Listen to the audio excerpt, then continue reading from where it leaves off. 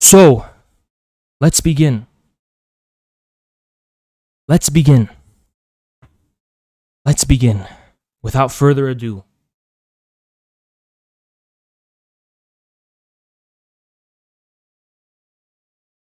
You're gonna see the seething mind of a fucking vegan. The seething pathology in mind of a fucking angry vegan. This is all their pent-up aggression from not being able to eat meat. Stupidity plus aggression. Two things that could be solved by eating meat. Meat will make you smart, and it will make you have less pent-up aggression. You'll actually be able to release your aggression in healthy ways. One of those healthy ways is eating meat itself. The other healthy way is being able to get more girls. And find your release that way. Two things being a vegan will not fucking allow you to do. Let's go. If a random person on the street says something bad, we can assume what they mean vaguely without bad being an intangible, transcendental concept that can only be conveyed with some kind of visceral performance. So let me break down his argument. I said that the real premises that give meaning to the word bad are, and he's saying they are allegedly, on my part, this is what I was saying, intangible, transcendental, and can only be conveyed with some kind of visceral performance. Let's just grant him that straw man, using words I didn't really even use, besides visceral. Did anyone catch the mistake he just fucking made in his first sentence that makes him so fucking stupid beyond the point of redemption, so fucking embarrassing that he should delete his YouTube account and run away from the internet forever? It's because this was actually my argument.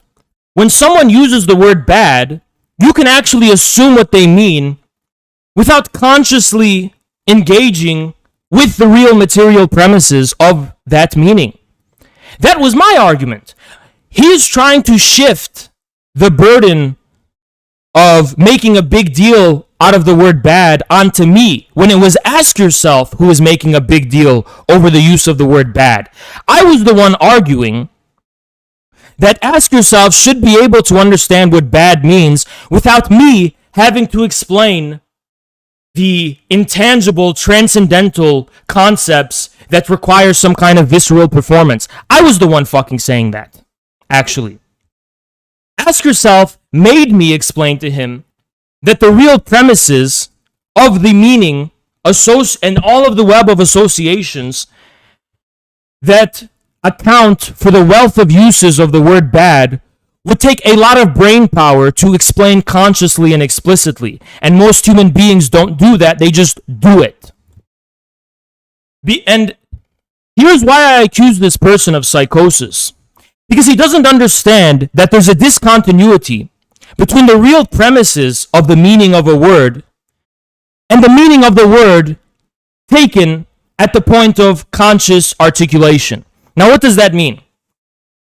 I'll explain it to you very simply. If there are very complicated factors that premise the meaning of the word bad, that doesn't mean that each individual is consciously aware of those factors. That's why they are actually unconscious. I didn't say that each individual has a conscious belief or conscious association or conscious knowledge of all of the complexities that go into conditioning the meaning of the word bad. That's not what I fucking said. I said the contrary. I said in order for us to interrogate psychotically this word bad and all of the associations thereof, we would have to interrogate all of those complex material premises. Something that people using the fucking word don't have to do in the ordinary context. By the way, guys, this is just the first sentence. This is just the first sentence, and there's multiple layers of stupidity to the first sentence alone, by the way, if that wasn't embarrassing enough. Okay? Moreover, bad being intangible, transcendental, that can only be conveyed with some kind of visceral performance. If that is the premise of the word, the alleged premise on my part, because you strawmanning me, of what goes into making the word bad meaningful, then the person on the street would have already had the meaning of the word bad demonstrated to them in such a way, the way being a visceral performance, well before they were approached randomly on the street. In other words, growing up as a child, they would have already been acquainted with the meaning of the word bad and the visceral. The reason I said a visceral performance is because the word bad and its intelligibility thereof is a fundamental unit. It's a fundamental form which cannot be broken down. It's like a color or a temperature. In order to demonstrate the meaning of those things, you have to actually demonstrate it in some kind of visceral way. Now, why did I say visceral? Because the word visceral will connote a level of proximity that is greater than what can be afforded by conceptual abstraction.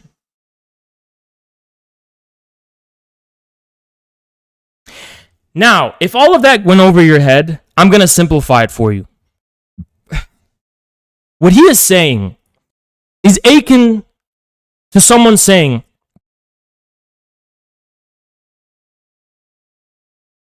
demonstrate the premises of being able to utter the word yes.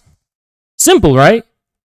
So if I told you in a vacuum, how does one say the word yes? Well, it's simply just say yes. You do it with your tongue, with your mouth. Yes. Right? Wait a second. What else goes into being able to say the word yes?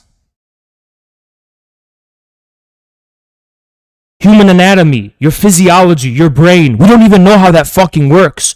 There are so many factors. That's just the one relevant for the human body, by the way. There's also other biosphere factors and fucking geological factors and shit I'm not even talking about.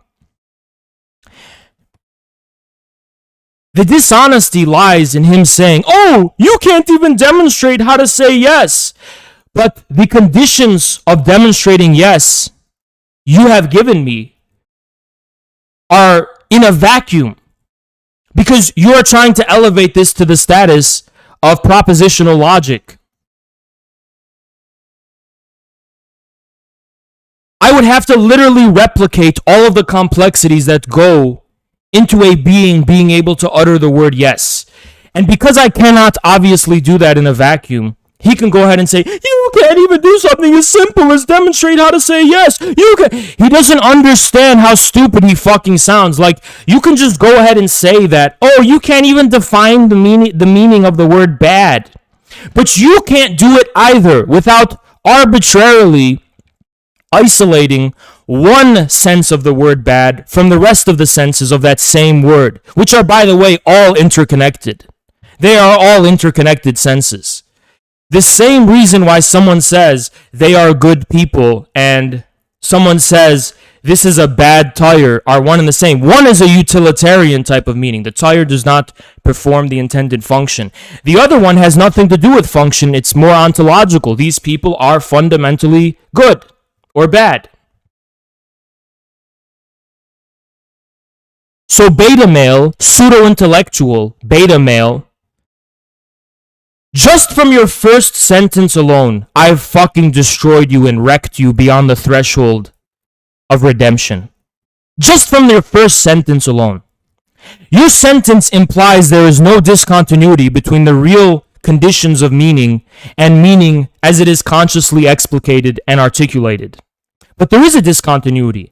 The real conditions that go into the meaning of a word are different from the way in which we consciously attempt to premise that meaning. And his later argument will be that, well, we need precision because this isn't, well, we'll just get into it, right? We generally have an idea of what they mean because it occurs in an informal context. We need to ask them. This is your second sentence, which is also your second L. We need an L counter, by the way. We're gonna count his L's. So let's actually do this. New source instead. L count. Let's just do. How much L's were there? Let's just say, to be fair to him, there's 5 so far, right? Just to be fair, there's way more probably when I just described. L count 5. Color, we're going to make it black.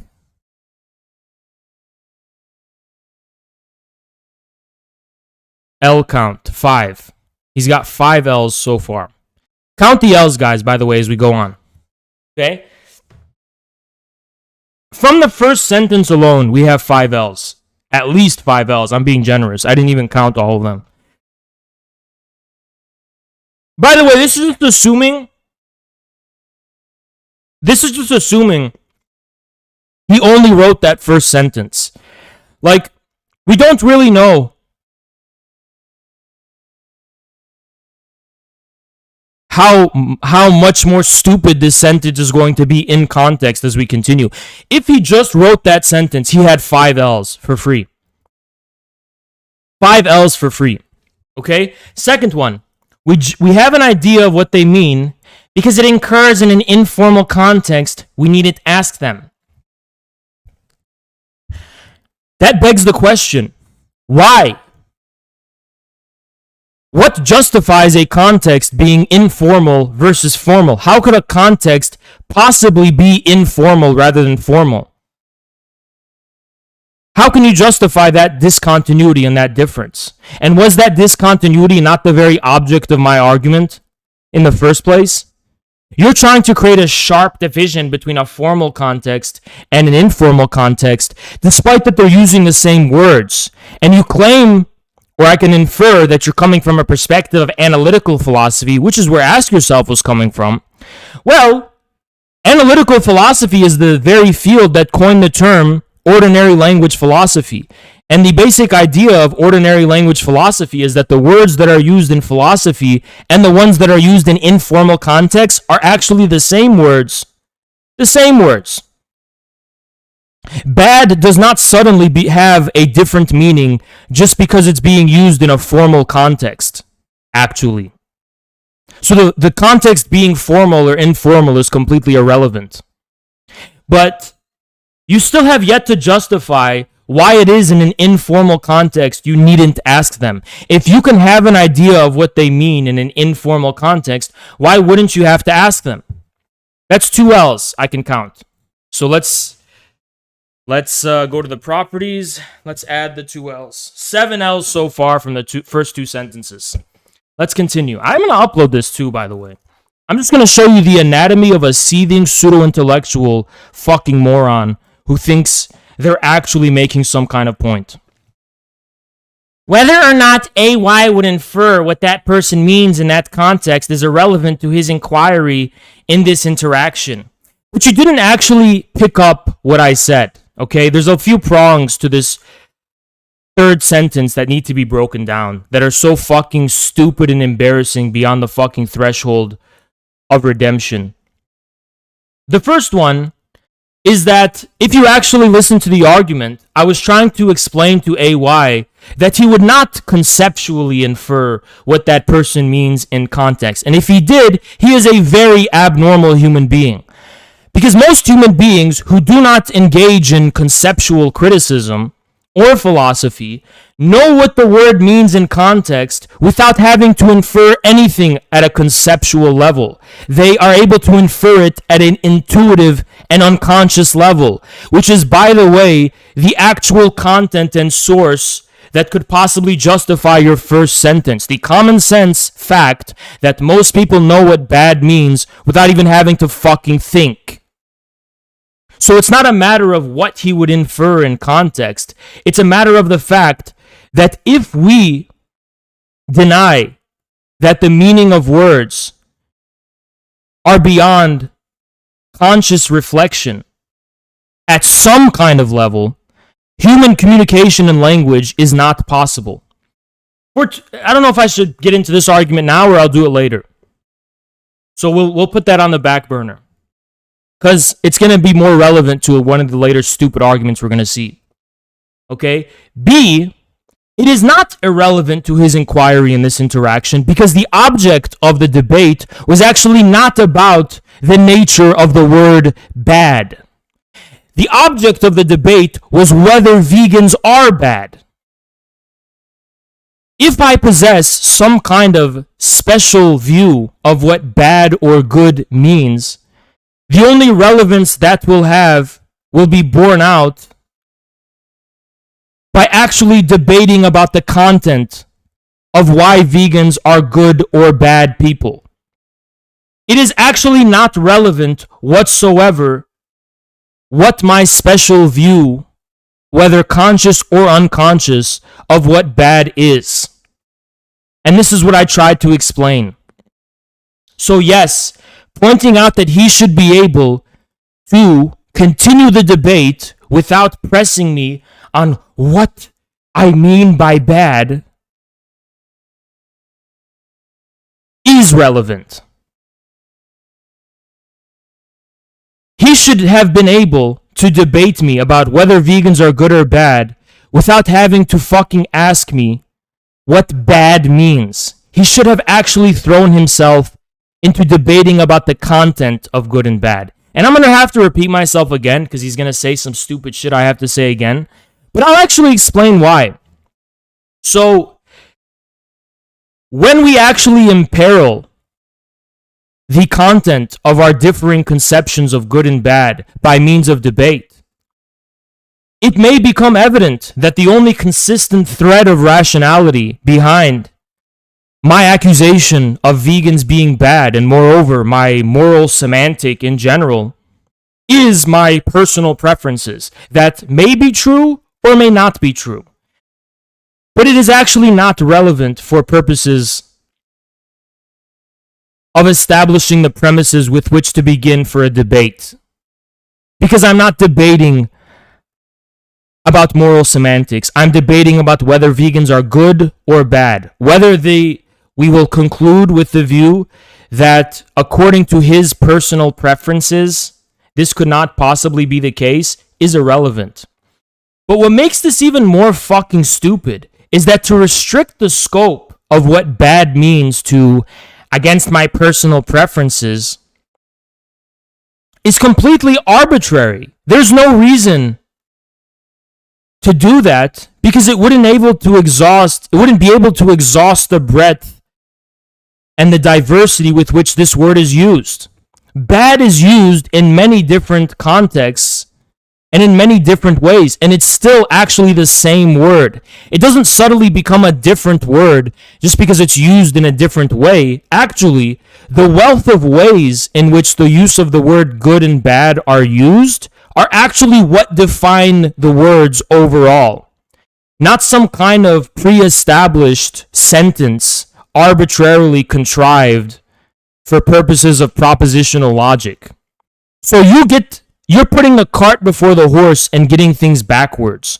The actual meaning of words like good or bad, we derive and develop as human beings from the different and diverse wealth of their actual use. You could not possibly condition that use to one narrow sense of what goes against my preferences. Moreover, I don't even agree with that conception of good or bad. To even further demolish your point, we're about at 4 or 5 L's just from this sentence alone.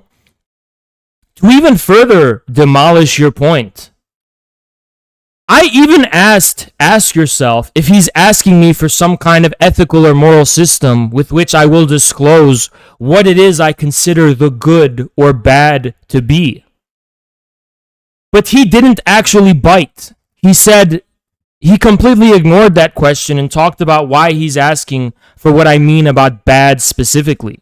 If he was going to ask me what my moral or ethical system was, maybe it would be different. But that's not what he asked me. He asked me, what does bad mean? I can't restrict what the meaning of the word bad is going to be to one narrow sense, if you don't know what bad means, you're not knowledgeable or experienced enough as a human being to debate anyone. But this trick that my vegan opponents are pulling from the Ask Yourself debate can be summed up in the following way.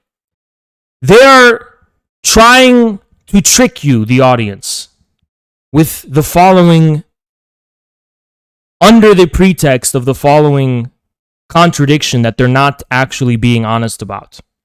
Obviously, bad is a very simple word, but disclosing the finite range of meaning with which this word can be used is anything but simple. And really think about it. Can you really define bad? I challenge you to do this and at the same time maintain a consistent applicability of this definition across the ways in which this word is used. Because remember, people don't use words because they read them in the dictionary. People use words because those words make their reality intelligible in ways that otherwise wouldn't be. Or they at least give form to that intelligibility.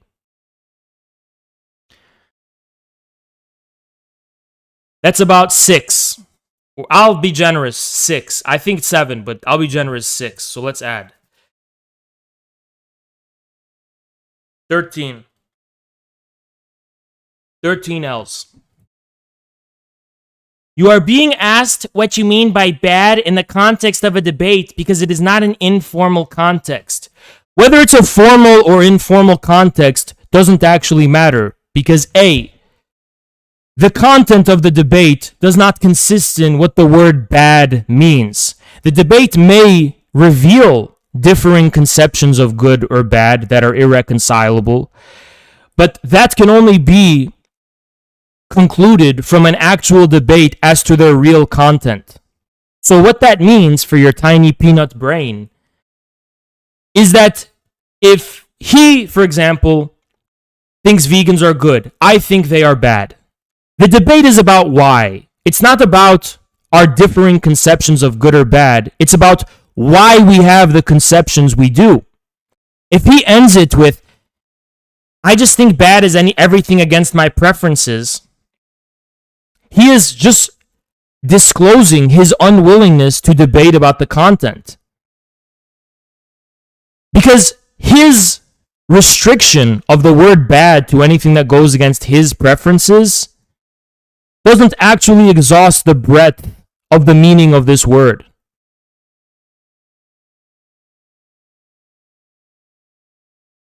Two L's so far. That's 2 other L's. 15. We're going to go sentence by sentence. 15 L's.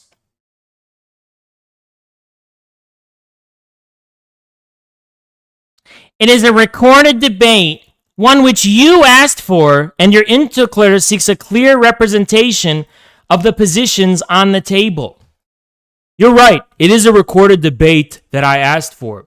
But the subject matter of that debate was whether or not vegans are bad people, not what the word bad means. Maybe there's some wax in your ears while you were watching the debate, and you need to have those cleaned out.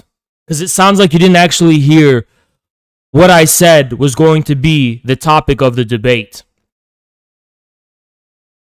Saying that my interlocutor seeks a clear representation of the positions on the table is a funny way of describing his robotic and arbitrary childish attempt to make me, to pigeonhole my use of a very common and simple word into one restricted definition for no justifiable reason at all. Just because it is a formal debate, which by the way it isn't. How much is 4 L's so far? Which by the way it isn't. That's the 4th L from this sentence alone.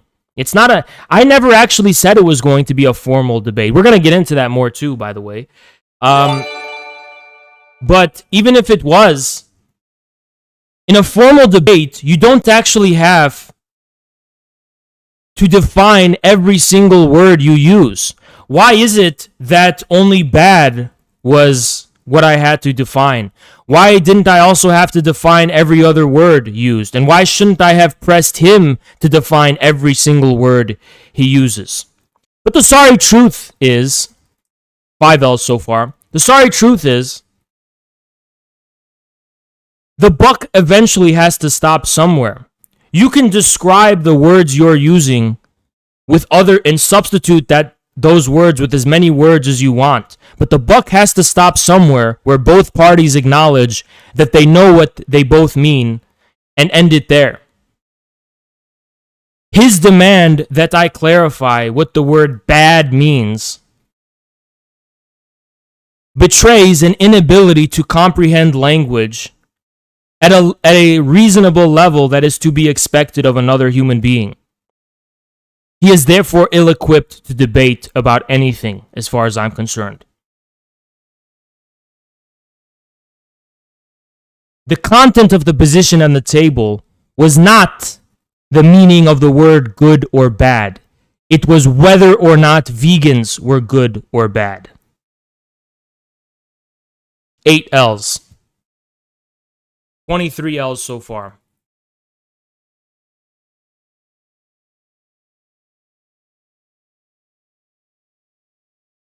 If one party is incapable of explaining what he means by the main word in his main claim, then that is sufficient to halt the debate.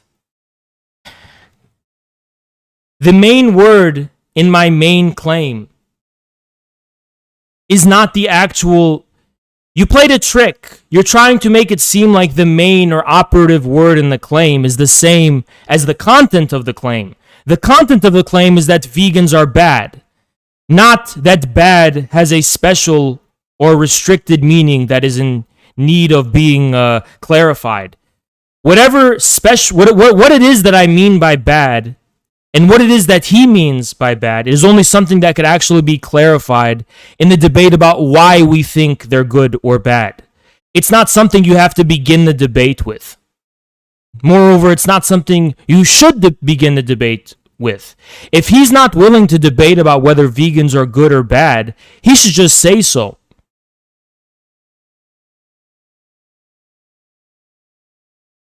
Moreover, you innocently word this sentence as though the issue is that I merely didn't explain what bad means.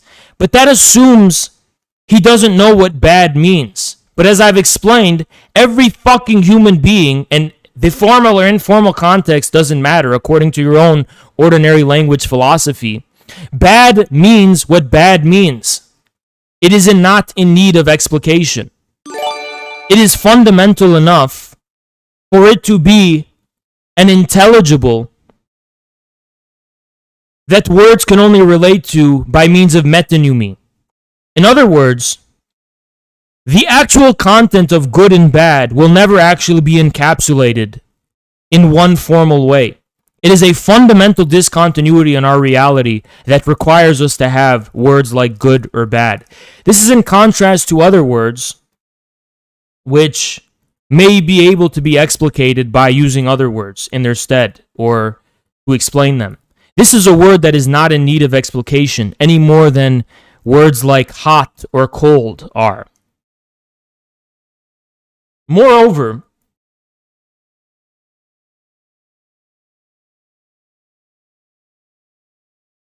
again, the main claim was whether vegans are good or bad. Well, the main claim on my part was that they were bad. The topic of the debate is why I'm saying that. He has to defend why he's saying, why he might disagree, or why he might agree. But his agreement is not going to be conditioned because I am narrowly defining what the word bad means in such a way. He said, well, if you define it in this way, I might agree with you. But I'm not defining it in an individually contrived way. I'm defining it in the way, using the vocabulary and language that I have inherited socially, that is meaningful only at a collective and social level, like all other language. I'm not creating my own private language, as Wittgenstein would put it. So the assumption is that I'm making my own private language. I'm not. That's 5 more L's. 28 L's so far. 28 L's. How can anyone contend with something if they don't have clarity on such a fundamental thing? Well, it's because you just said it. Bad is such a fundamental word, and it's such a fundamental web of associations. Sorry, such a fundamental anchoring point of so many different webs of association, of so many different associations, that if you don't have clarity about what this word means before anyone engages in a debate, you are not equipped to engage in any kind of human conversation whatsoever, formal or informal.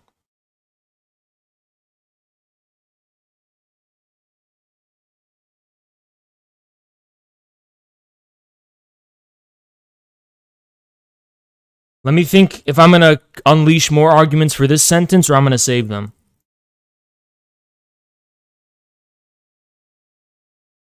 What is responsible for his lack of clarity? That is ultimately the question. If he wants clarity, if he truly, for whatever private reason that actually has nothing to do with the debate, the content of the debate, wants to know what I mean by good or bad, he should imperil his reasoning, just like I would be willing to imperil my reasoning as to why I think vegans are good or bad people. Then at the conclusion of the debate, he will be able to infer or deduce what it is I mean by good or bad. If our conceptions truly are irreconcilable. And by the way, defining the meaning of good or bad is only going to be relevant if our conceptions are fundamentally irreconcilable. But what good faith means is that at the outset of a debate, you agree upon what the words mean. Through the course of debate, if you come to a standstill, an irreconcilable and unbridgeable standstill, the reasoning for which can be attributed to differing conceptions of words, that will definitely become apparent. But in any debate, differing conceptions and meanings of words should never rear their head. They should never rear their head. If you have differing conceptions and meanings of words, one person is necessarily wrong. One person is restricting the meaning of a word, or one person is overextending it in a way that a reasonable person shouldn't be able to accept.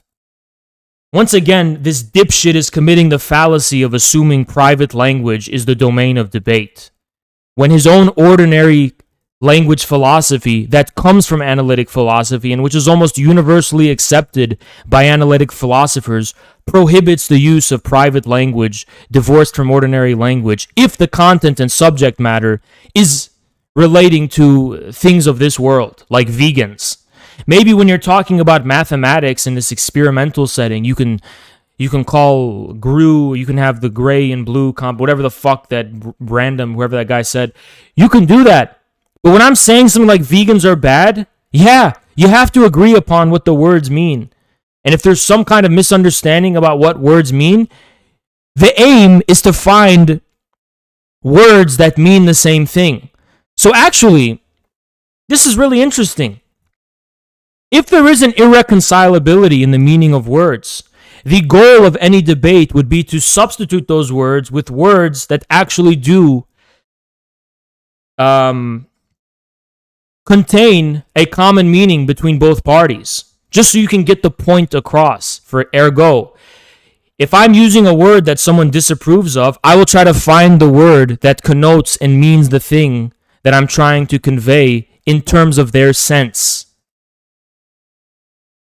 That is actually the object and aim of a real debate, not to fucking get into semantic black holes.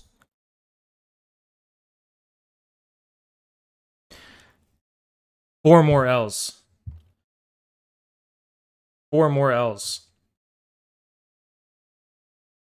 32. 32 L's from the first two paragraphs. This idiot acquired 32 L's from the first two paragraphs. What a dumb fuck. What a literal dumb fuck. Literally 32 L's from two paragraphs. And he took time to write this. Seething anger like, you little bitch. I'm the alpha. I'm the alpha. Me. I'm the alpha. You thought you were a smart intellectual and you were demonstrating some kind of point that I couldn't fucking tear apart and dissect? Were you to actually face me in VC and give me the chance to? I sat down and read this. Now you're gonna fucking reap the rewards of your writing. Your little stupid fucking writing. I hope you feel stupid and go to bed stupid too. And I have a suspicion you will. You will. Because you are unhinged, you interpret this desire for clarity as dishonesty and unnecessary rigidity. What you're calling a desire for clarity would, when taken to its logical conclusion, prohibit the possibility of human communication altogether, whether in a philosophical or informal context. Moreover, I've seen some of your other arguments throughout this comment section. You seem to be under the impression that philosophy is synonymous with propositional logic, which is actually not true. Propositional logic operates in vacuums, whereas philosophy, insofar as we deal with the actual history of philosophy before analytic philosophy confined the meaning of a word to a narrow sense, philosophy deals with the real world, the intuitions with which words are a part, and a whole host of unclear and ambiguous things.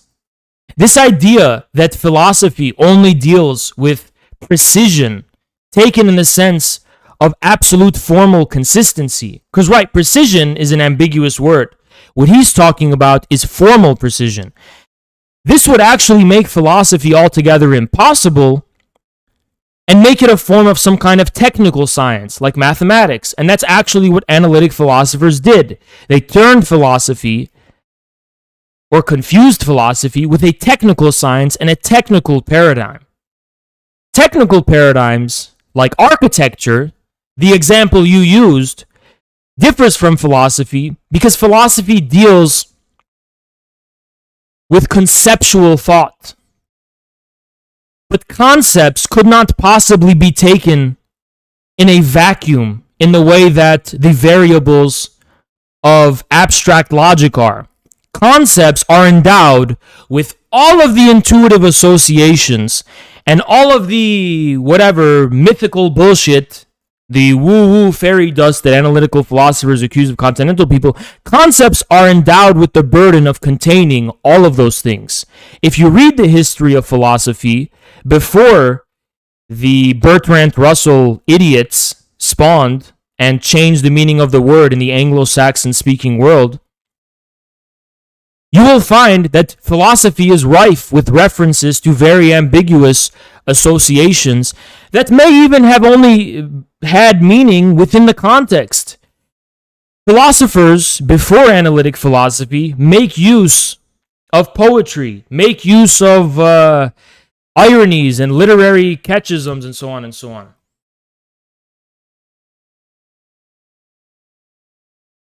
Mods, please wake up. Can you wake up, mods? Can you wake up, mods? Do we have mods in the chat? If not, I'll mod some people. Do we have any mods? Based. Thank you, Cruel. We don't have mods. I have to mod some people.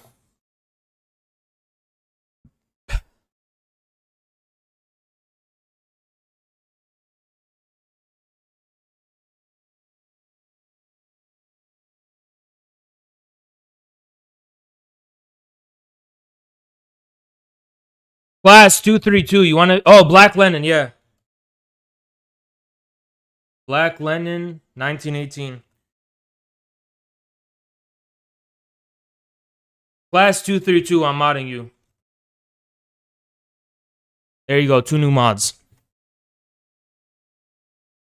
We're done with mod for today. I'm not modding anyone else. Okay. It isn't. Your opponent... Yes, it is, actually. And I forgot to add the L's. That's about 5 L's. 37 L's so far. 37 L's. What a fucking loser. Your opponent needed to know whether your definition of bad simply means something such as against my preferences or against the preferences of God. My moral aesthetic bears no conditional relevance as to being able to continue with debating the content of the subject matter at hand. It may prove to be relevant later on in the debate, but as for establishing the premises with which you can begin a debate, it is of no relevance and of no consequences. For example, if the object of a debate is to prove which position is more persuasive, more sound, or whatever, it is only through the content of the debate that our potentially differing moral aesthetics can actually compete. If I think that bad means against the will of God and his means against my preferences, through the course of debate, if my arguments prove to be more persuasive overall, then this benefits a moral aesthetic according to which bad means against the will of God. So you see, you cannot premise the debate with what the word is going to mean. You have to begin with the understanding that bad and good do refer to the same thing for everyone. Now, they do refer to the same things. The way in which we perceive the meaning of these words, or the deeper rationality behind why we use these different words, that may differ. But the words ultimately refer to the same thing. Like I said, bad is bad. It's not a different word, it's bad. If, for example, I wanted to debate about a narrow meaning, and here is where you're going to get your biggest fucking L, and this is going to count as 2 L's, because it's such a big, fat fucking L that literally destroys every fucking comment you've made on this video. You want to hear it? If I wanted to narrowly restrict the meaning of bad to some kind of narrow definition, I would have just said the definition in substitute for the word. I didn't say vegans go against my preferences or vegans defy the will of God. I said they are bad, willing to imperil every possible meaning of the word bad. I am willing to fight my opponent in terms of the debate on this question. I said vegans are bad. I did not say vegans go against my... If I wanted to anchor my argument in a very specific, restricted, arbitrarily restricted, by the way, meaning of the word bad, I would have just put that fucking meaning in my fucking claim. I would have just said, I think vegans are defying society or defying God or defying my preferences. I would have just said that. That would have been my argument. That wasn't my argument. My argument was that they were bad. In other words, when I use the word bad, dumbass, I mean to use the word bad with all of the connotations that word may have. Now, whether your connotations can be justified, or let me put it in a better way, if the meaning of the word bad you have is arbitrarily narrow or arbitrarily too great, that's your fucking problem. That's going to be exposed and proven in the debate itself. If, for example, you end up saying to me, I think that eating babies is not bad, the burden lies upon you to defend the rationality, the reasoning behind that statement. That reasoning may reveal a fundamental view of good and bad that radically contrasts to our common sense, or to the common sense of an audience. But whose fucking fault and burden is that upon? Is it my problem that you may have an arbitrarily narrow scope in terms of the meaning of the word bad, one that is arbitrarily narrow in regards to the ordinary use of the word? That's not my fucking fault. I do strive for precision, Anon, which is why I use the word bad.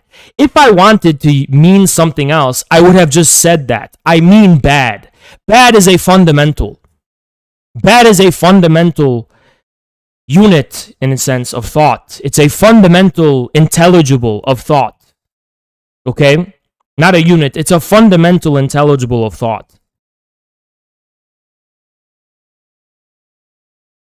If I wanted to say something else, I would have. I said they're bad.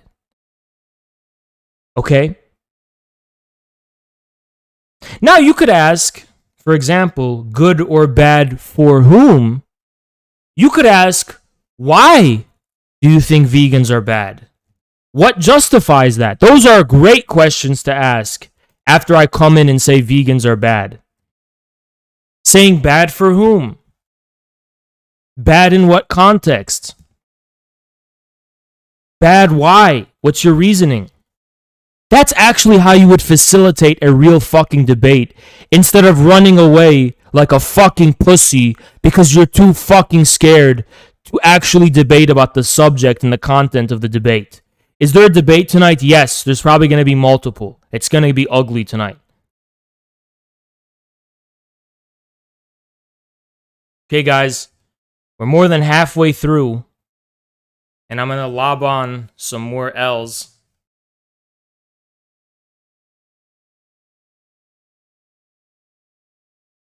He took 41 L's. 41 fucking L's.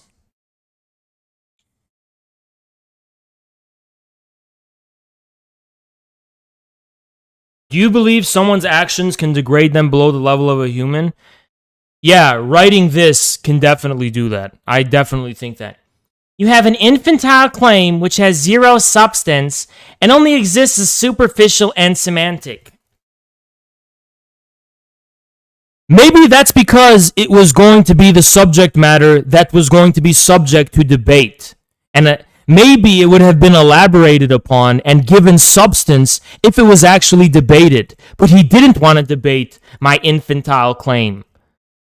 He wanted to debate about what the word bad means. He didn't want to debate whether the claim is meaningfully true. He wanted to debate about the meaning of a word. Dumbass. It only exists as superficial and semantic. To be fair, that was 1L. That was 1L. That was the one sentence that only had 1L. Because it was a pretty straightforward, stupid fucking thing to say. No, wait, actually? He claims that it's infantile. How do you justify saying it's infantile to say vegans are bad people? You can only judge whether the claim is infantile after the reasoning and elaboration for the claim is clear. So actually, that's 2 L's. You can't just say it's infantile before knowing why I said it. 3 L, that's 2 L's. X is bad. I won't tell you what I mean because it's obvious what bad means. No. The qualifications for telling him what I mean would be why or in what sense are vegans bad people? Not what the meaning of the word bad itself means.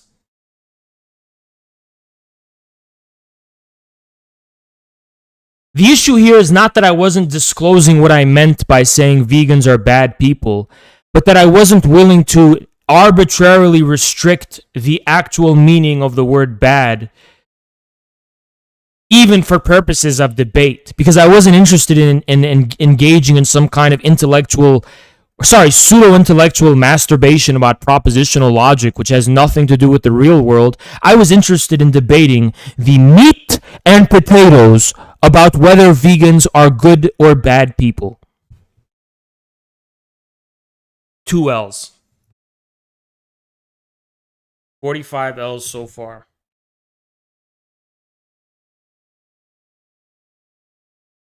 I'd have to do a song and a puppet show.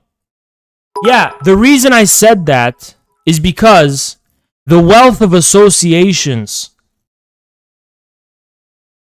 that define the meaning of the words good or bad are indeed the wealth of experiences any given human being are going to get, including songs and puppet shows. You're going to derive your sense of what good or bad mean through your real human experience. And if you didn't know this, Anon, songs and puppet shows, aka art, are ways of shortening the necessary time and energy, so far as experience is concerned, to grasp the profundity of words and meanings. That's why they're used for children, as for educational purposes. Songs can condense the necessary range of experiences a given person will have to have in order to be able to get and understand what words mean. Not only what words mean, but also things like what math is and what's true of mathematics, things like that. Songs and puppet shows have to be used for children because children are not yet exposed to the wealth of different associations different words are going to have.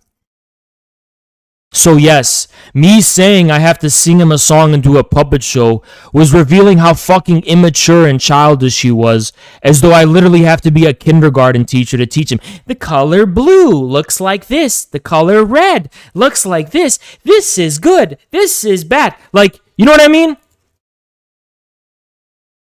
That's an L on your part, you fucking dumbass. 3 more L's.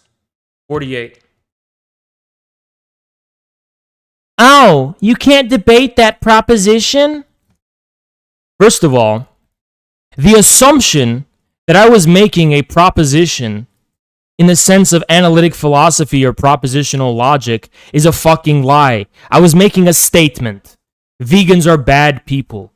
Propositional logic is not the only medium with which you could evaluate the meaning or validity even or persuasiveness of that statement. I fail to see how you can demonstrate that is the case. Why is propositional logic the only domain with which we can evaluate the meaning and validity of words?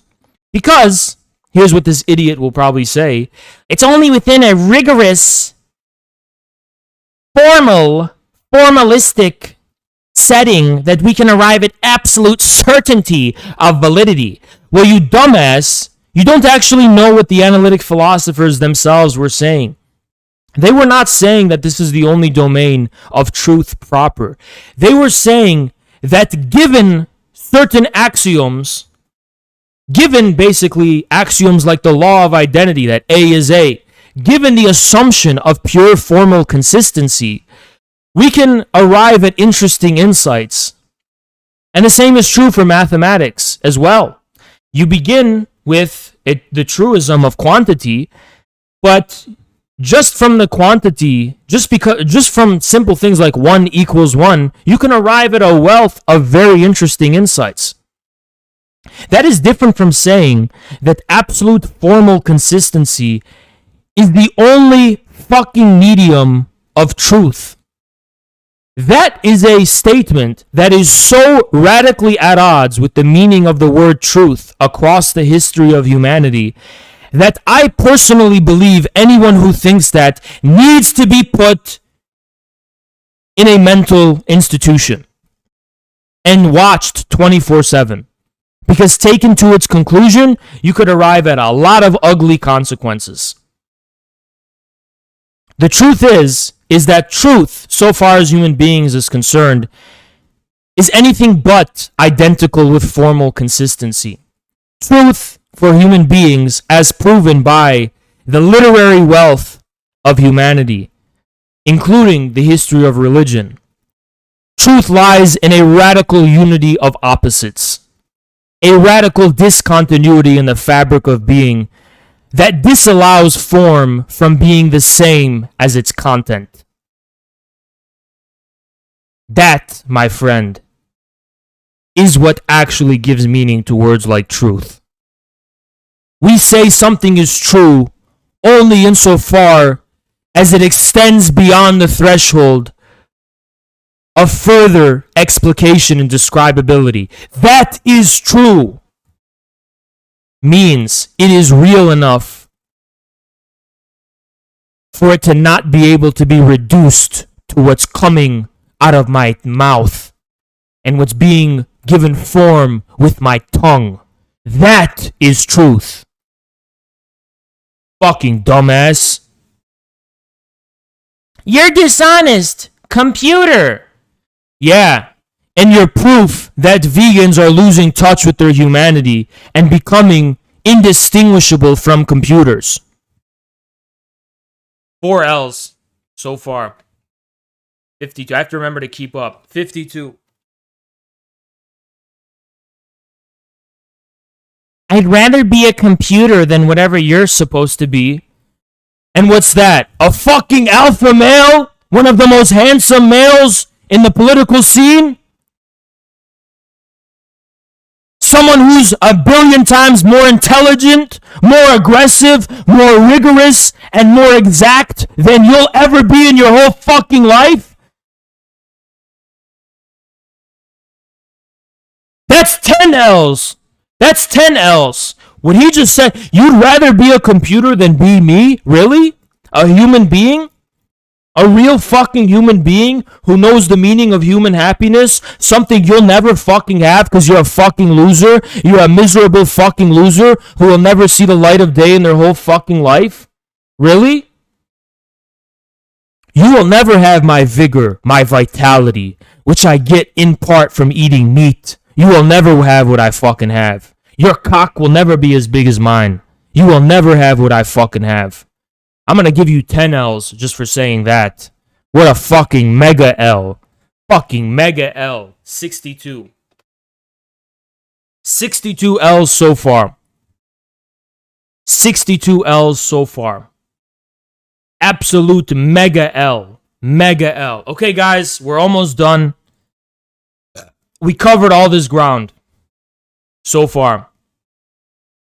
We covered all this ground. Okay? Let's continue. I bet you're pleased you made your little band of insecure midwits clap like helpless seals, though. Oh, there's a lot of L's I can already detect in this statement. First of all, calling my band of followers little would shift the burden of demonstrating the standard of what constitutes big to you. For example, I am easily in the top 5% of streamers on Twitch. Insofar as if we count the numbers of views per live stream, I am easily probably in the top 10% of YouTube. Calling my audience little is just fucking wrong. Moreover, calling my audience a bunch of insecure midwits is rich coming from a dipshit like you who is insecure enough to write an entire fucking essay about why they're a fucking soy boy and a pussy who doesn't fucking understand anything and is too stupid to comprehend the actual rigor of my argumentation. Not only are you insecure, Anon, you are the quintessential, you along with all of the vegans I've encountered, are the quintessential definition of this. You're a pseudo-intellectual who is just overly aggressive and overly confident about their very clear, finite range of intelligence. Which, by the way, puts you not only in the middle bracket, but slightly below the middle. See, the guys in the middle bracket, Anon, they can just go about their day living life. They're smart enough to get pussy, actually, and raise families and do things like that. Dumbasses like you, maybe the 90 IQ bracket, you have to go on YouTube and write tirades expressing all of your pent-up aggression because the fact of the world reflecting your own stupidity back upon you makes you so angry and makes you seethe so fucking much that there's just no other outlet of your rage. There's no other possible outlet of your rage. Finally, you're saying I made them clap like, you're saying I'm pleased that I make them clap like hapless seals. That assumes, Anon, that I expect any mass audience to have any other response. That assumes that their agreement with me is some kind of exception, but it's not. I wasn't pleased with it because it's what I already fucking expect. I expect any fucking normal human being watching this to see that someone who gets hung over forcing me to define what the word bad means is clearly obfuscating, attempting to entrap me in their fucking web of sophistry, and is wasting my time. Any normal person can see that. It's only you fucking vegans who have to write essays. Who's insecure now? Finally, calling them hapless seals is a little bit speciesist. Wouldn't you think, Anon? After all, if seals are on a metaphysical ladder or ontic ladder below human beings in the way that you're implying they are, why shouldn't we be able to fucking eat them? 10 L's.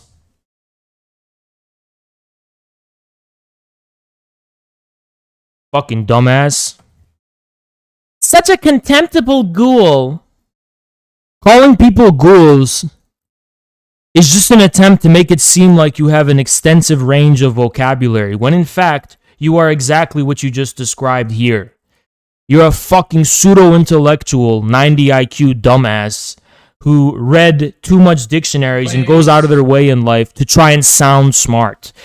Well, there's a difference between people like you who go out of their way to try and sound smart, and there's people like me who actually are smart. Thank you, James Russell. 2 L's. Going to 74. 2 L's. I've seen thousands of public figures like you online. You haven't seen one public figure like me online, unless you narrowly confined the qualification for what constitutes similarity to be someone who disagrees with you, which would be arbitrary and unjustifiable. That's a solid 1 L. You know what? It's 2 L's because I don't even think he's seen thousands. You couldn't possibly have seen thousands. At most, you've seen 100. If that. You haven't seen thousands. Since we're being precise, right? We're being precise, aren't we? And rigorous. This is all, after all, a philosophy debate, and you're commenting on my performance in this philosophy debate, therefore holding it under the scrutiny of what you deem to be philosophy, which is propositional logic. So I'm going to hold you to that standard, you fucking dumb shit. A bunch of pseudo-intellectual husks who present themselves as esoteric and enlightened because they said that something is spiritual or inexplicable. There's a lot of dumb shit here. First of all, calling me a pseudo-intellectual is rich from someone who thinks, from someone who says so many words to describe their inability to discern what the content of an actual debate is. Calling me a husk is even more funny coming from a fucking vegan, because when I see vegans, all I see is husks. All I see is human beings devoid of any fucking vitality and life. I see decaying husks who are oftentimes pale, frail, and weak-looking. Finally, saying that I present myself as esoteric and enlightened is your impression alone. There is no indication that I present myself as esoteric and enlightened. I present myself in a very casual and lighthearted way. If you're under the impression that I actually am esoteric and enlightened, it's probably because I actually am, which is not my fault. It's just a fact of my being. 4 L's so far, because they said that something is spiritual or inexplicable. I didn't use the word spiritual once. And as for the point of inexplicable, the point isn't so much that it's inexplicable, it's explicable across the history of humanity's literature. So it is definitely explicable, but explicability and reductiveness are two entirely different things.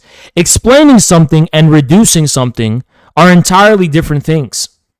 Moreover, by the way, since you attempt to fucking imply this, you dumb shit, you dumb fucking shit, saying that something is intuitive or unconscious is not the same as saying it has some kind of secret form that I'm just hiding and not willing to disclose. I am saying it is actually unconscious, as in there is a discontinuity between form and content. That isn't actually the same thing as saying it's some kind of spiritual or metaphysical mystery that's actually a form of some kind, but I just can't disclose to you the form because it's so sublime and mysterious. That's not what I was fucking saying, though, actually. What I was saying was that the web of associations associated with the word bad are suspended in actual reality. And reality and the thinking of reality are two entirely different things. Reality is not the same as the thought of reality. Now, is it? One can be known because it is a matter of knowledge. The other is not premised by its knowledge because it is actually real. You see the difference? I didn't say that there's some kind of mysterious affect that gives rise to the meaning of words.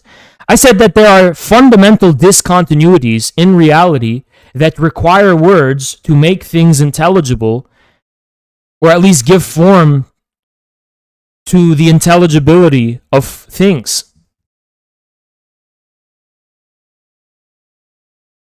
That are intelligible by virtue of their discontinuities. That is not the same thing as saying there's some kind of mysterious or inexplicable spiritual thing. Take the 5 L's.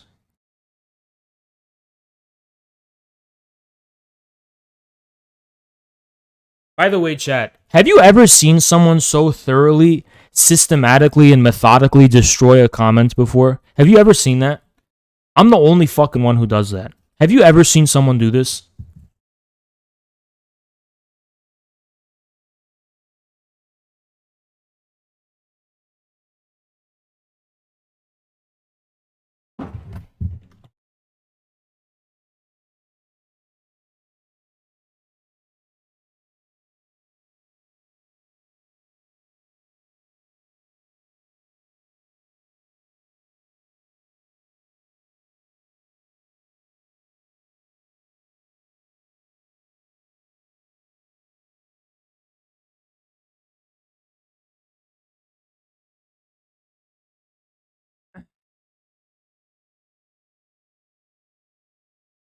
You're just a male. Here we go. This is my favorite one. This is my favorite one, chat. Check this out.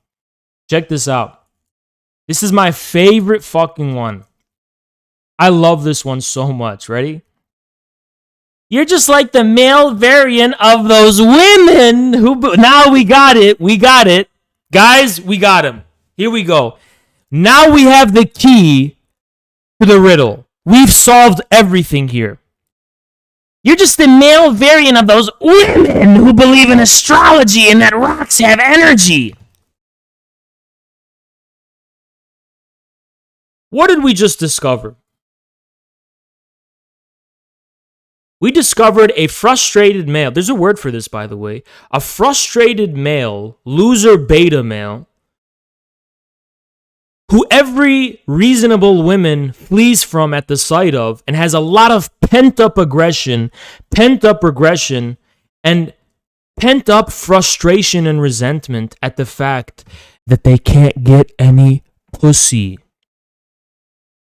See, there's a uniquely male misogynistic pathology of bitch-ass beta males who are fucking nerds and hate the fact that women are more intuitive, more natural, and more spontaneous. The way that women think bothers them so fucking much. They go, I hate hate women. I wish everyone was a robot. Robots only. They fucking hate women because we come from women. Women are our humanity. We come from women. That's where we come from, right? Women represent humanity. That's the mother of humanity, right? These people hate, seethe, rage at women because they're robots, and women do not want to get with the program in terms of their attempt to make everyone a robot. Women won't get with the program. Women are more natural. Women are more intuitive. Women see past the bullshit. Women are able to be in touch with reality in a way more fundamental than just using logic. Women are our mothers. When we say that our land is sacred, we call it a motherland. You understand? Women means the Sophia, not just the Logos, the Sophia. This guy is the psychosis of the Logos, which wants to turn everyone into a robot. Pure form, no content. And what's another word for this Logos gone wrong? Satanism. Clear Satanism. It's funny. And also, now that you pointed out, it's funny he calls this psychotic logos mania philosophy, when philosophy is philosophia, the love of Sophia. Sophia doesn't just mean wisdom, if someone told you that. Sophia is a I don't want to say archetype like in Jungian. Sophia is a very mystical concept, okay? Sophia refers to divine feminine. It refers to some fundamental mystery at the heart of being. So it's very intriguing that this dumb dipshit who clearly doesn't get any pussy and resents and foams at the you remind me of women. Those women who believe in astrology and rocks have energy. I just wish everyone was like mechanical like me. I wish everyone was just thought mathematics. Formal consistency. Freud described this pathology, which was evinced in Nazism, in fascism, as, I don't know if I could talk about this, as, well, this is an academic topic, so I can talk about it. Freud describes different stages of the development of a human being, right? There's the oral phase, anal phase, and the genital, whatever, right? This is, well, guess which phrase this one is. Is it 1? No. Is it 2? Yeah, it's 2. This guy goes number 2, basically. Within the Freudian context, he's doing number 2. And this is actually him doing number 2, right? Because where does this shit come from? It's shit. So guess where it comes from? This is the guy who rages at women because they don't want to let him put it, in the other hole. And he hates women for that reason. That's why he hates them. I bet you anything that's why. I bet you anything. You could almost reduce it to that. I bet you anything. I bet you anything that's his pathology. I bet you anything that's the pathology. Well, another thing too is that they're a vegan. Which means what? Which means what? They don't eat meat. They don't eat the vital source of our humanity. They have no vitality. So what do they have instead? Psychotic, self-referential, dead, chicken shit aggression. When someone is devoid of life, all they have is the aggression of form. Dead form. The dead husk of form. For exposing yourself in this way as someone incapable of getting pussy and a fucking loser in life, a pent-up male who's a beta, always been a fucking beta, and will be a beta for the rest of their fucking life, I'm gonna give you 10 more L's. I almost feel bad for you, you fucking loser. And by the way, women will always love meat. Especially my meat. Let me tell you something, Anon. I know you've had a crush in your life. You've had crushes. You've admired women from afar before, right? Maybe there's women in your life. I doubt it. But you've probably admired women before in your life, right? You probably have. I want to tell you something. Every woman in your life that you've desired would choose me without hesitation. Without hesitation. I don't know, I don't think you have a partner. But if you did, she would leave you and drop you like a piece of shit. Any fucking women in your life would easily salivate at the idea of having my alpha male cock over you, a fucking beta male. And you know what the sad thing is, Anon? The women you've loved in your life, I would never love them. I would just use them. And they'd think I'd love them. No, I'm just going to use them. They won't even hold your hand. They're so disgusted with you. And you love them. You're in love with them. I would pump and dump. And that's how easy it would be for me, personally. That's how fucking easy it would be for me. It would be fucking easy. It would be that easy. It would be that easy. And it's so hard for you to even get her to text you back. And I could just fuck her and she would gladly just look for the opportunity for me to fuck her, for me to get my nut out. My nut.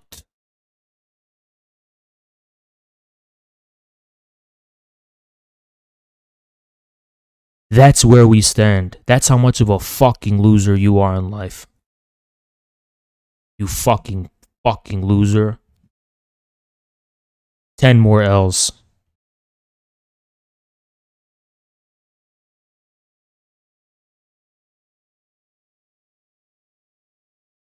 Oh, you're asking me what I mean? It's too complex. Too deep. It's not too complex. Who initiated drawing out unnecessary complexity? Me, who said something very clear that any normal human being should be able to understand that vegans are bad, or the person demanding some kind of convoluted explication of what bad means that will not even hold consistently to the actual way in which it's used naturally and actively. Because I was using the word bad, not a special version of the word fucking bad. So A, you're the ones making it too complex and making it more complex than it actually fucking is. And B, I never said it was too complex or too deep. You keep associating with me this straw man that I am saying that reducing the word bad to some kind of string of words is finite, whereas the meaning of the word bad is infinite. What I'm rather saying is that you don't seem to be aware of the fact that the word bad is not premised by any formal meaning. Any formal meaning. It's not that I'm saying it's premised by a formal meaning that's just too complex or too deep. I am saying it is not premised by any formal meaning. That is not how we use words. Formalization comes after active use. Only after the unconscious associations are established by means of discontinuities in reality do we arrive at form. One comes before the other. One is primary, the other is secondary. Form only becomes relevant, by the way, as well, when there is this active dispute over the concept of the word itself, or what most accurately describes the fundamental meaning that the word is. And it's fundamental not because it is too deep or too complex. You're fucking straw man, but because it is not premised by any formalization. People do not use words because of a formalization they have been presented of that word. They use words because words account for discontinuities in reality. It's reality that's complex, not the fucking word itself. You fucking dipshit. I love how he's trying to shift the burden of who's making too much of a big deal of this on me. Oh, why can't you just define a simple word? Because you can't do it either without changing it into a different word entirely. Why can't you just define a simple word? That means you don't know what bad means. No, it means you cannot premise the use of every fucking word you use on the basis of some kind of formalization. The buck has to stop somewhere. Human communication begins when we accept there's a limit to being able to formalize words with other words. You eventually run out of words and you go into a circle. There's a limit. That's where communication begins and ends. You fucking dumbass.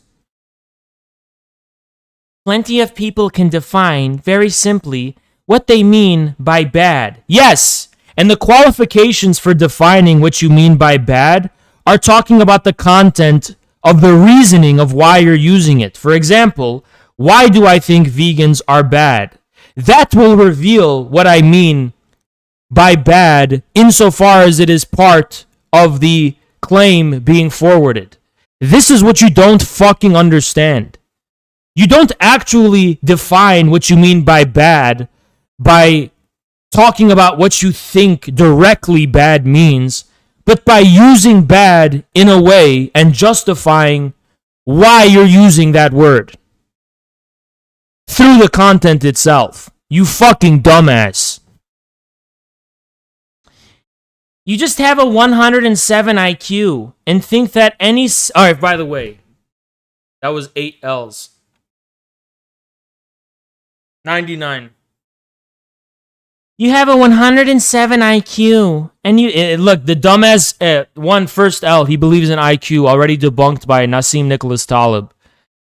And you think that any semblance of illumination or order is a conspiracy by people who don't have a third eye, or some other nonsense for people whose positions will never survive under rigorous scrutiny. Wow, this is a fucking cow of L's. I have to milk this cow of L's. This is a fucking L cow. This sentence alone is a fucking L cow. Wow, let's begin.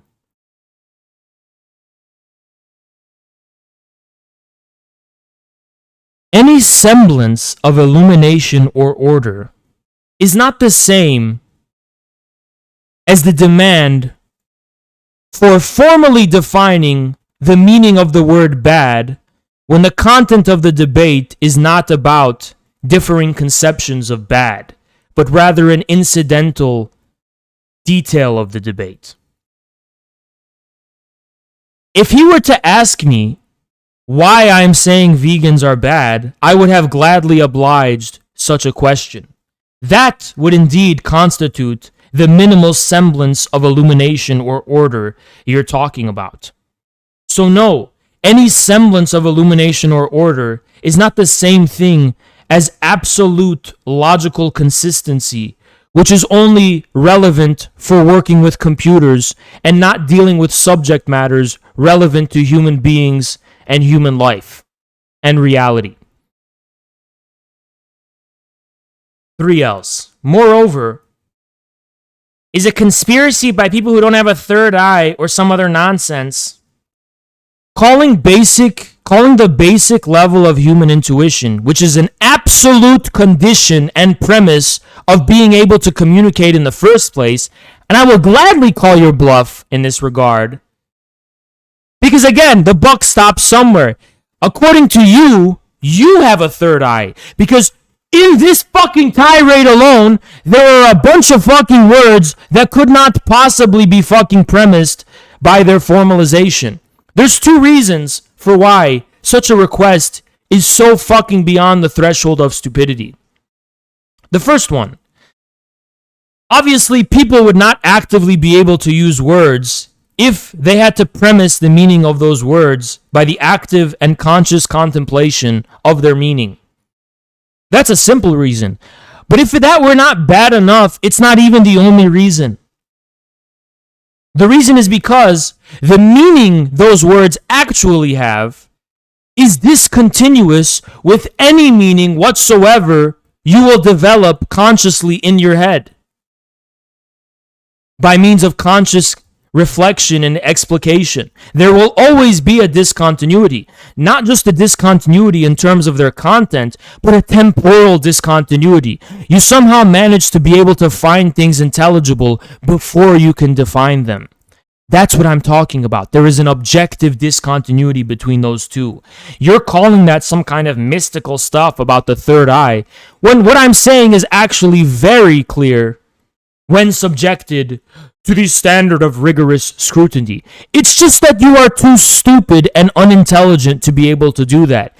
And by the way, dumbass, you could have easily tried to argue with the things I'm saying now, because I said them in the video you yourself watched. Okay? But you didn't. So I know you didn't subject anything I said to a standard of rigorous scrutiny, because you weren't able to even understand or derive what the content of my argumentation actually was. You dumb fuck. You just decided to lazily brush over everything I actually said and dismiss it under the pretext of it being mystical mumbo jumbo about a third eye. You lazy stupid fuck! Like every analytic dumbass, when you're confronted with something you don't fucking understand, you accuse it of being a third eye mysticism. No, you fucking dumbass. It's just that you're not as smart as you fucking think you are. And if you were more careful and more rigorous about subjecting what I was saying to scrutiny, you would understand that what I'm saying is very coherent, very clear, and very rigorously defined. You dumb fuck. You stupid fuck. Just admitting you're a fucking dumbass? Oh, a third eye. Is that what you call basic fucking human common sense? So the reason that people in the real world don't fucking use words in the fucking robotic way you're demanding them to is because they have a third eye? Remember, you dumb dipshit fuck. You're the one saying that, not me. I'm not the one calling what we both have to agree objectively exists a third eye. You are. So you're the mystical person obfuscating shit. You fucking dumbass. So you cope by telling anyone who cares about rigor. Rigor has nothing to do with this.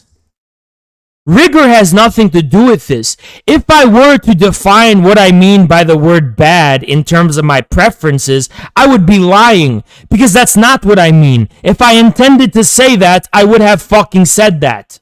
And you can play games with arbitrarily subjecting things to what you call rigor at multiple levels that you aren't willing to admit are possible.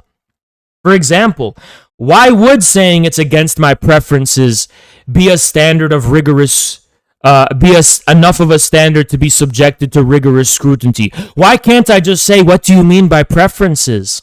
What do you mean by against? What do you mean by goes? I could break down every fucking word in the sentence that you think must necessarily be a substitute for the word bad in the same way you're trying to break down the word fucking bad. But the buck actually has to stop somewhere. And this is why you don't fucking see what a fucking dumbass you are. This has nothing to do with rigor. It has nothing to do with, oh, you're just unwilling to subject your positions under rigorous scrutiny because it wouldn't possibly survive. Then why the fuck was I the one there for 2 hours rigorously demonstrating to this fucking person, ask yourself, why their demand was fucking stupid? I rigorously demonstrated why their request was fucking stupid. You just must have had fucking wax in your ears because you didn't fucking hear it.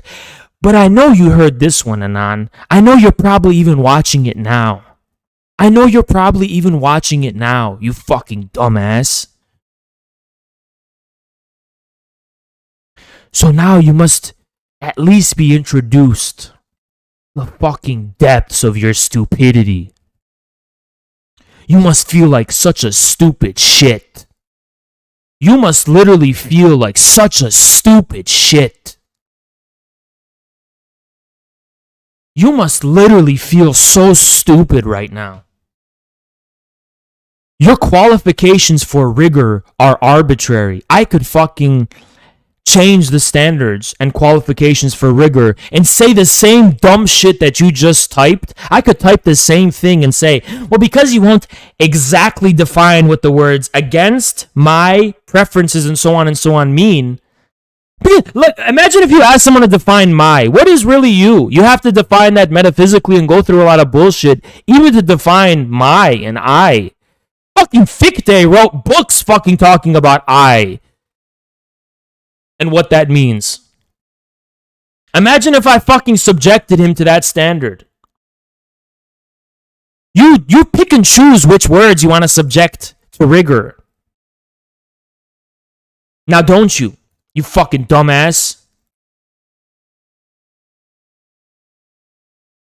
All of this shit because he doesn't want to admit that his vegan master, his cult leader, is a fucking sophist, by the way. Literal definition of a sophist. I'm not the one who avoided debating about the fucking subject matter to be subjected to scrutiny or not. Furthermore, the idea that philosophy amounts, so what you mean by rigor actually is not philosophy, it's not debates, it is propositional logic. That is a very recent invention, namely the claim that philosophy is identical with propositional logic is a fucking very recent invention. The overwhelming majority of philosophers in actual history would be excluded from the qualification of being philosophers. But maybe you just meant something different by philosophy, which you properly defined. Then why did you use the word philosophy? Why don't you invent your own fucking word? And here's the kicker. If you mean something so arbitrarily private and restricted by the word bad, I implore you to invent your own word, because we humans out here in the world are using the same word to describe something. And the reason we're using the same word is because that word has a common meaning. Must objectively have a common meaning. If it doesn't, in your case, then invent a new word to describe what you mean specially. And you could describe that word to me. You know, you don't even have to call it bad. Now, if Ask Yourself really wanted to make an ass of himself, which he was, and say something like, well, I look around in society and I see when people give meaning to this word good and bad, and I'm just going to decide that that means what's against my preferences or what's against their preferences. That's what the word means. That will not live up to the scrutiny of the breadth and wealth of uses this word has. For example, if you call a situation bad, you are not actually talking about your subjective relation to the situation necessarily. You're describing an imminent quality of the situation. If you're calling a people bad, they are a bad people.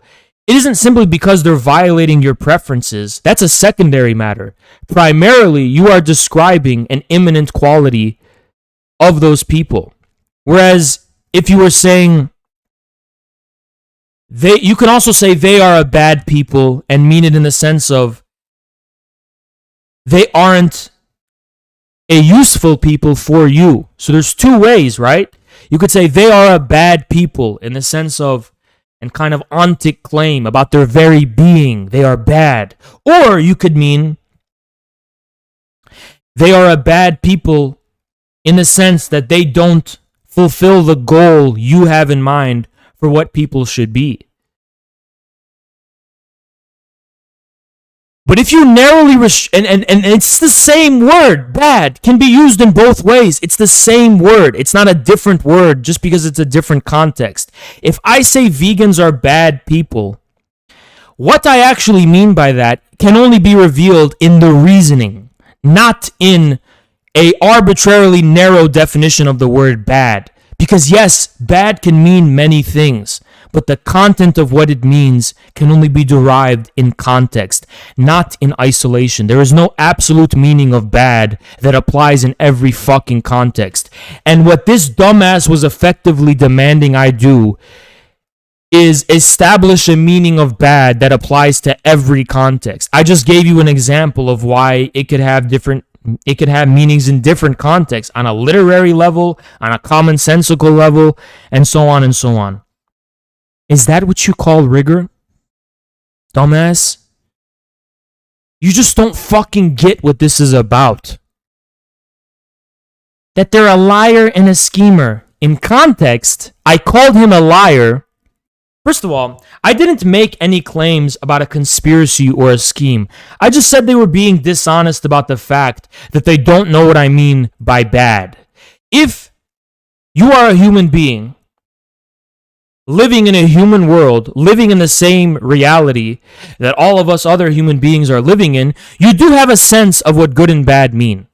There are a web of associations across the uses of this word that are consistent enough for you to be able to have derived a meaning of those words at a very exceptionally young age. So when I say he's a liar, I'm saying he's being dishonest about his actual association of that word. That was about 8.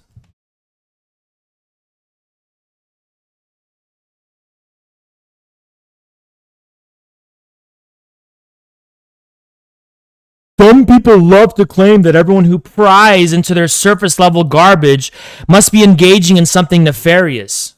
No, what dumb fucks actually do, you stupid fuck, is superimpose a formalization when there never was any to begin with.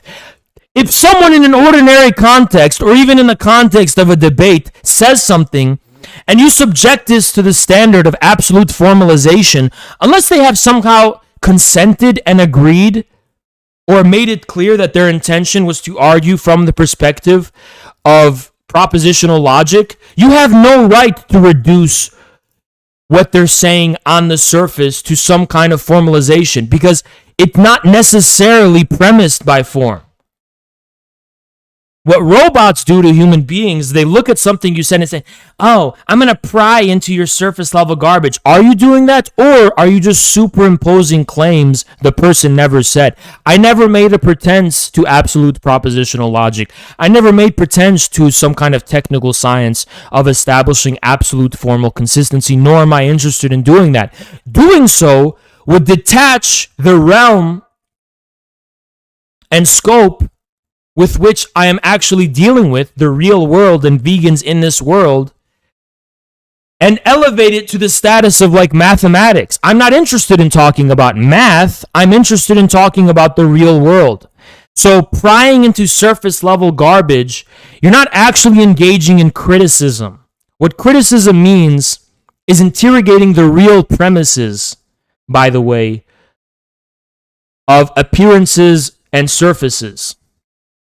Marx says, if appearance and essence were the same, then all criticism would be superfluous. Because criticism, a word originating with Kant, begins by the recognition of a discontinuity between the real premises and their actual appearance. If you're saying that the real premises conditioning my use of words lies in some kind of secret formalization that I'm just not disclosing, you are rejecting the discontinuity altogether and merely accusing me of hiding. Effectively, everything would have to be on the surface then. How could something actually be a real premise? A real material and actual premise, mind you, not a premise established by thought, but a premise that exists in actual reality. How could that possibly exist if everything is already formalized?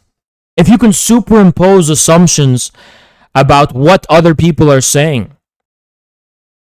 This is the type of dumb shit in an informal context to be like, man, that food sucks. Oh, actually, I'm going to pry into the surface level garbage of your judgment about that food. Does this food suck? Well, according to an absolute axiomatic abstract standard, it would not be justified to say that this food sucks, because what you are merely saying is that according to your personal, you know what I mean? Like, you wouldn't even be able to fucking engage in the real world. You're making an assumption that's not justified about what people are saying.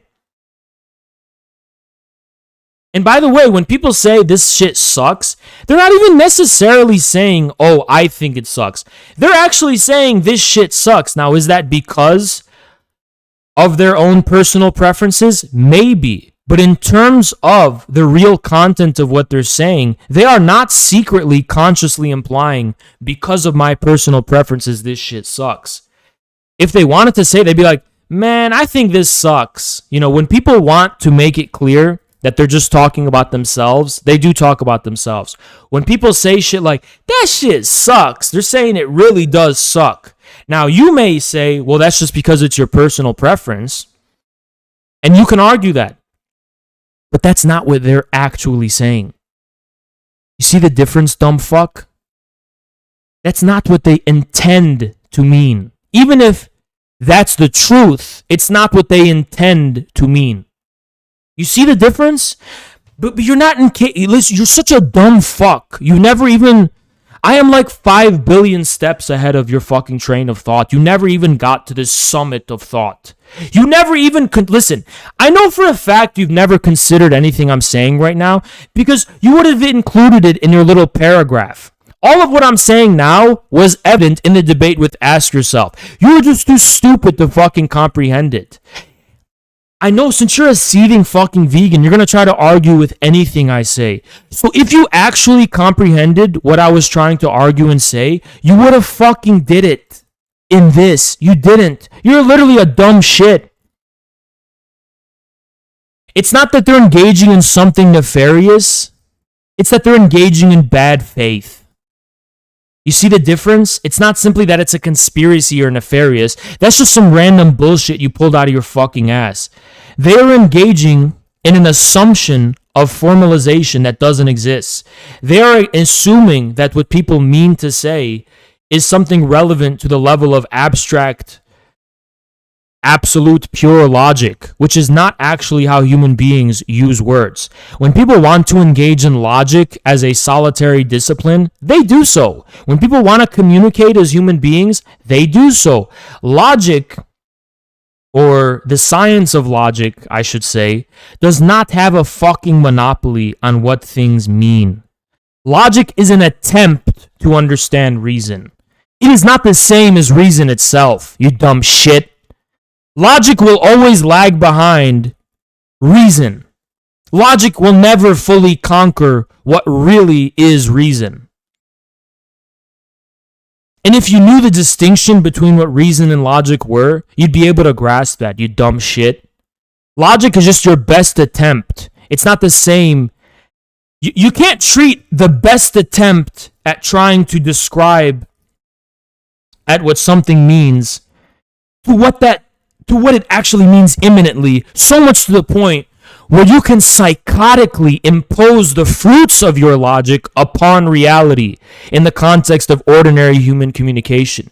It's almost like not being able to understand this elementary difference is why you're a fucking vegan in the first place, because you arrived at a conclusion by means of conceptual abstraction in thought that we can't eat animals anymore. And you're so confident that you think you can impose this on reality, when in fact, that conclusion you just arrived at was just your best attempt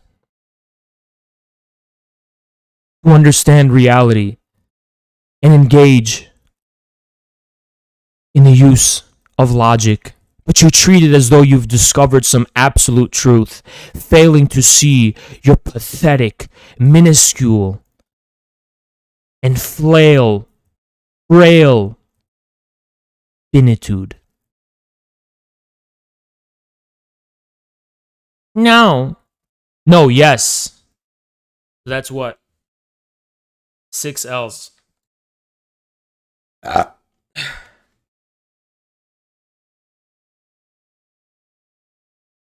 6 L's.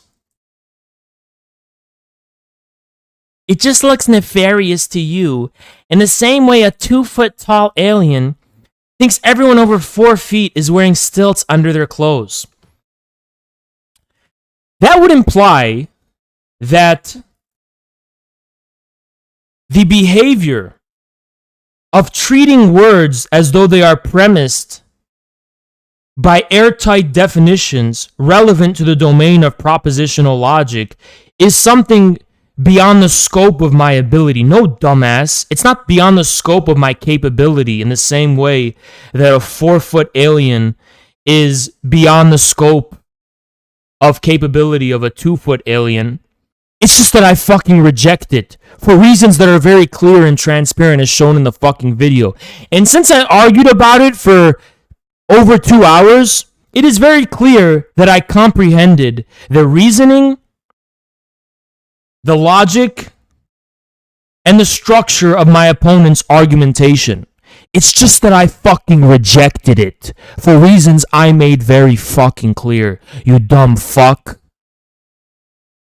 The idea that something as ridiculous as treating ordinary language and words as some kind of private language we isolate in a vacuum in order to be subjected to propositional logic is some kind of incredible feat of intelligence that it is beyond the scope of my comprehension is a patent and already disprovable lie by virtue of the fact that I have demonstrated a level of reflection, criticism, and articulation of that practice enough to demonstrate that it is indeed within the scope of my comprehension. Whatever intelligence you attribute toward me, it's clearly enough to be able to understand what my opponent was fucking doing and what you're doing. Rather, speaking of what is within the range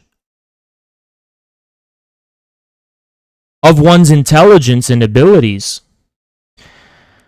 the only real proof of that being below par would indeed be someone who evinces an inability to grasp what their opponent is saying.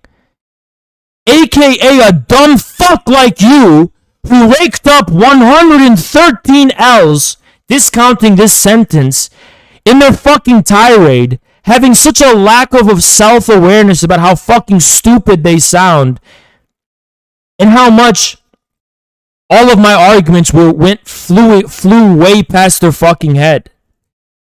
Now, can I say with absolute certainty that you're just not smart enough to get it? No, I couldn't. Unlike you, by the way, and that's another L. But, judging by what you've said so far and the aggressivity and confidence with which you have said it, I think it can be reasonably inferred that you can't, because you haven't. You haven't demonstrated an ability to actually comprehend what my arguments here were in this video. I think that is way more telling as regards your abilities than mine. So in this case, I'm the fucking 4-foot alien, and you're the one accusing me of wearing stilts just because you can't understand the fucking breadth and wealth and depth of my argumentation, you little fuck. Now get back on your fucking UFO and go back to the fucking planet you came from, because it's clearly not this Earth where human beings live. You don't sound like a fucking human being. You sound like a fucking alien robot piece of shit. 6 L's.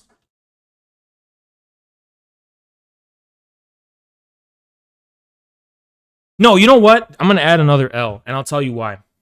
He actually thought this was like a clever thing to say. A 2-foot alien. This is literally what a fucking dipshit would say. A 2-foot alien thinks everyone over. Like, you could have said something else to get this same point across, and yet you chose an example so arbitrary and specific. It just sounds like you weren't smart enough to think of something more simple. And yes, being able to summarize things in a simple and concise way is the hallmark of intelligence. Being able to condense complex thoughts into something fucking simple is a hallmark of intelligence. You just took some kind of complicated point about me accusing everyone who is better than me in terms of intelligence into some kind of unfair conspiracy. You could have literally used any other fucking example. I can think of a better fucking example right off the top of my fucking head. I could have said, no, it just looks nefarious to you in the same way that a fucking dumbass thinks a smarter person has an earpiece and has a chess master whispering in. You could have said you could have used the chess example. Like, that's just like a person playing chess, because it's like a debate. Chess is comparable to a debate here because it's a matter of wits. You could have been like, this is like a bad chess player looking at a really talented player and accusing them of having an earpiece and getting all the information fed to them. That would have been a way more coherent example. I just came off with that right off the dome. But you're such a dumb fuck. You're literally this word that you used here, the mid. Yeah, that's what you are. Because you had to, just by using this example, you use this word. And by the way, buddy, it's very clear. I can't say this shit. I understand from a psychoanalytic perspective, his pathology so thoroughly, I can't even say it on Twitch. Their enormity must be a trick. It's not. When did I say that what they were doing was a trick? I didn't say it was a trick. I said they were being dishonest. They could have easily been also being dishonest with themselves too. I didn't even say that they were being intentionally dishonest with me alone. They could also be being dishonest with themselves. Maybe the fact of accepting their intuitions and their unconscious is a traumatic and unacceptable feat as far as they're concerned. There's a lot of people who are like that. I probably think you're one of them, you dumb shit. It's not. Yes, it is. It's a fucking lie, not a trick. And people are just authentically sharper than you. Then please demonstrate thoroughly which people are authentically sharper than me. Is there a difference between them being authentically sharper or artificially sharper? Why are you deriving this idea that I was saying he was attempting to be, he was like, so basically what you're saying is that I was saying, oh, this guy's more intelligent, so I'm going to accuse him of being unfair, to have an unfair advantage over me. There's nothing in this video that could justify coming to that conclusion. I never demonstrated being impressed by their arguments to the point where I had to be like, no, you have to be cheating. I didn't say they were cheating. I said that they were lying and refusing to engage with the debate. They were lying about not getting what I'm saying. And by the way, you dumb fuck, this is why your fucking argument falls apart. And I'm going to give you 10 L's just for this. On top of the 5 you just got, I'm going to give you 10 more just for this. Sorry, on top of the 8 you just got, I'm going to give you 10 more just for this fuck up alone. If he is the one incapable of understanding what I mean by the word bad, that's not an example of him evincing some kind of ability that I don't have. That's an example of him evincing an inability that I clearly do have. Your example of someone being authentically sharper than me rather than the alleged accusation of cheating is him not being able to understand what I was saying? Do you know how fucking stupid you sound?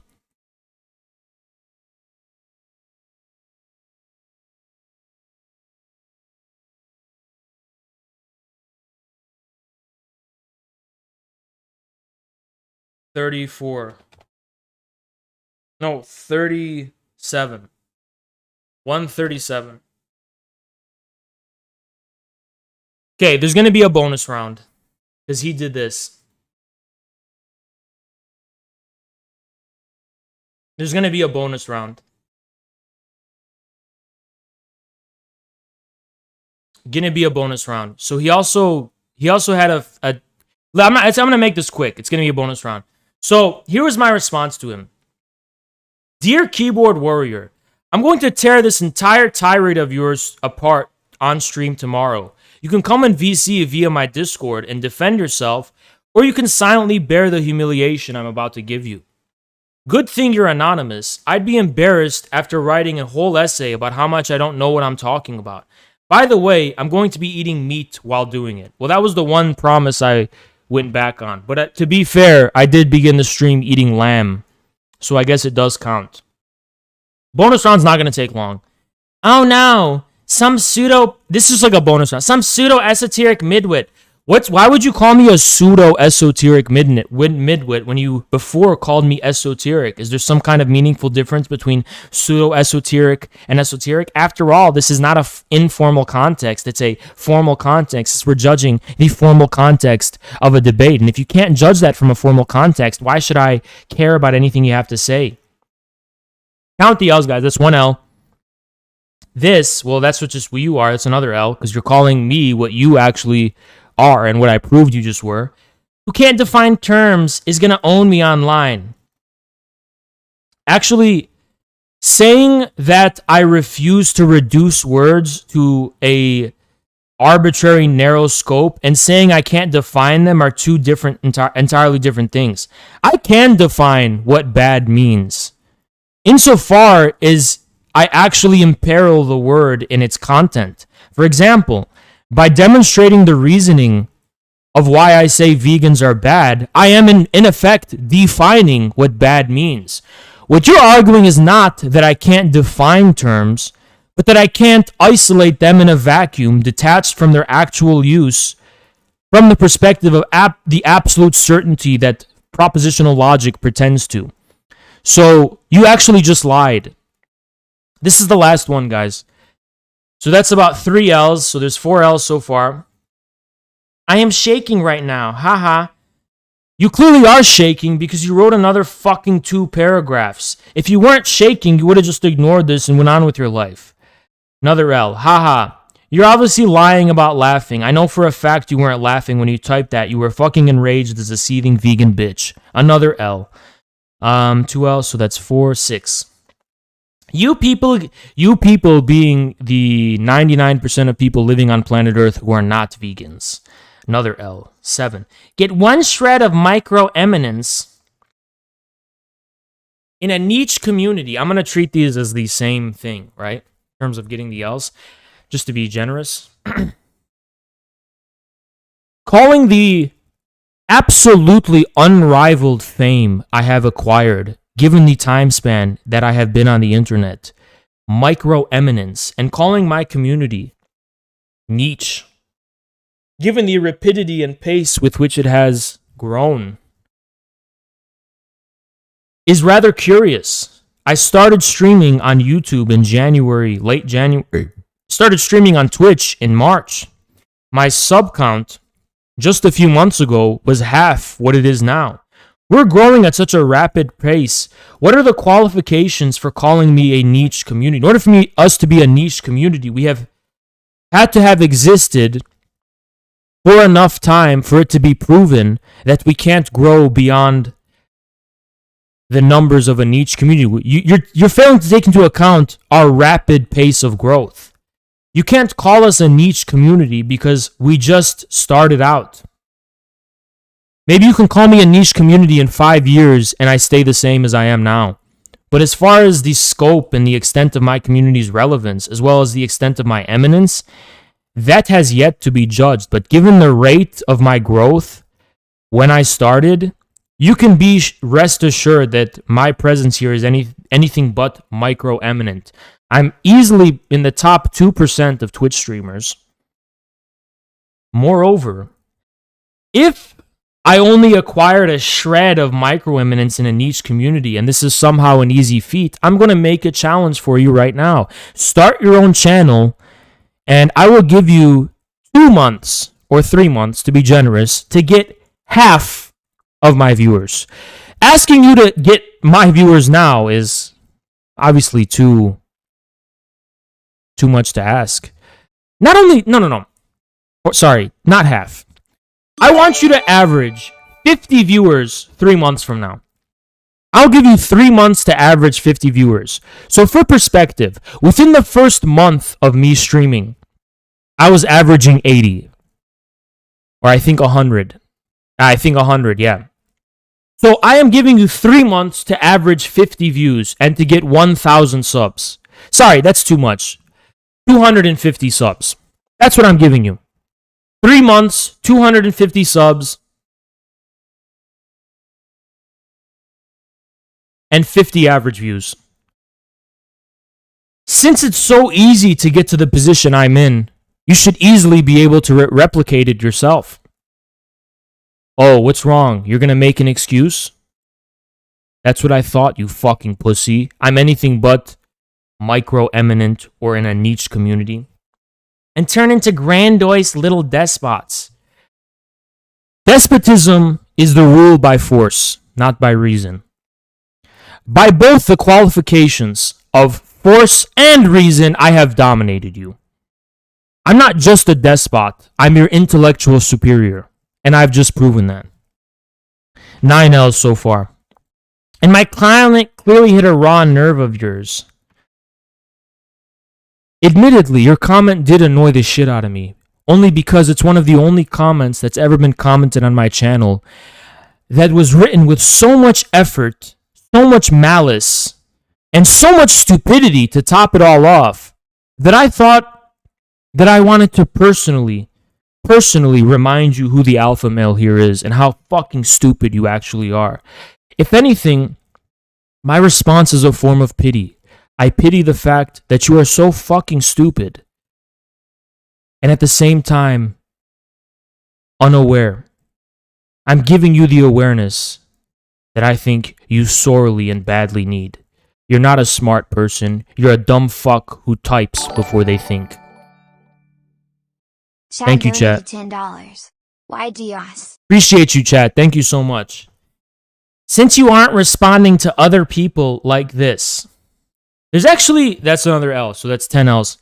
That's actually a fallacy. Since we're operating within the domain of absolute logic and no good faith, that's actually a fallacy. So it is just as likely that I arbitrarily chose your comment to respond to, and that the reason I chose it was just a matter of chance. So you are not actually equipped with enough information to come to this conclusion. I'm going to give you 5 L's since you should know better, Mr. Logician, you dumb fuck. But moreover, I'll include this in the 5 L's because there's more L's with this. The fact that I'm responding to you like this doesn't actually prove you hit a raw nerve of mine. It could just as easily be that I think your comment deserves to be destroyed and torn apart because I want to make an example of you. You ever thought about that? You read the whole thing. Yes, I did. And you said that as though you're making a point. So I'm going to take an L. 6 L so far. And honestly, that's all I wanted. So I've dealt with these people on YouTube before, believe it or not. I've actually dealt with these psychotic perverts on YouTube before. So basically, they are literally exhibitionist perverts. And these are the people who send dick pics to women. And they just like this idea that they're in people's heads. You know, like they really like it and they get perverse pleasure out of it. By the way, this is a vegan. This is what vegans are. They're really psychotic, disturbed people. Thank you for admitting that you consider me so eminent and so powerful that you're flattered at the fact that I read your comment. But that contradicts what you just said about me being micro-eminent and me being in a niche community. I'm sure you feel special that I read your comment, but after witnessing the desolation I just gave what you wrote, I think you're going to be anything but satisfied with what you've done. Thank you. No, fuck you. Thank you for providing me an example of a dipshit, pseudo-intellectual fucking vegan and the product of the Ask Yourself Discord in general. And I don't know, this might be Ask Yourself himself under an alt. Sometimes I think it is, because who else has the motivation to do this shit? Okay?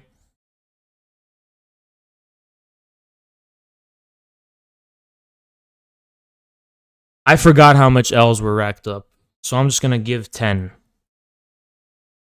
which is sacrificing a lot of L's, but let's just overlook it. Give him 10 L's. Give him 10 L's. But not only did I not read it, I systematically destroyed. Like, listen, Anon, you're not showing a picture and you're not showing your name. That's okay. But see, when you wrote this, right, and I know something about psychoanalysis, you put a pound of flesh, you poured your heart, you made an expression of your inner self evident.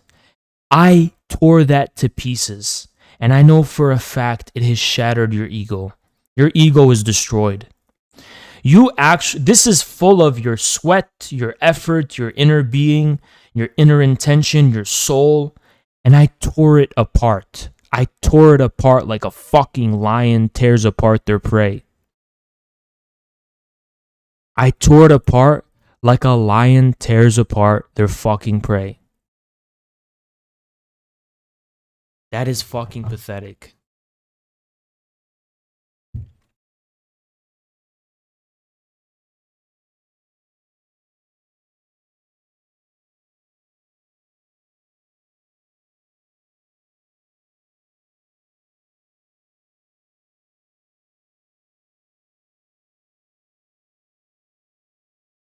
I don't know how you're gonna come out of this the same person. I took your ego. It's okay. You can always redeem yourself by getting in VC and actually debating me about this. But I think you're too much of a fucking spineless pussy to do that.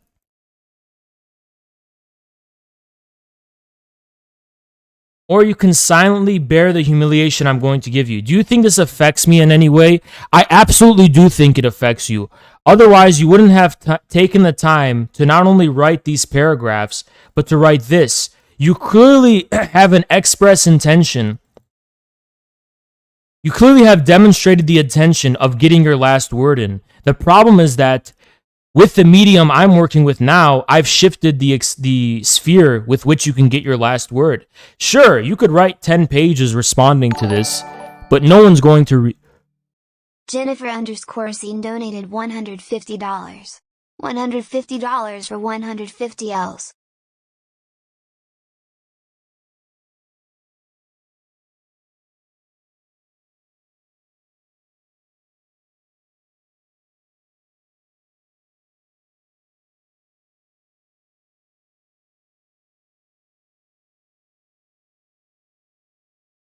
Holy fuck.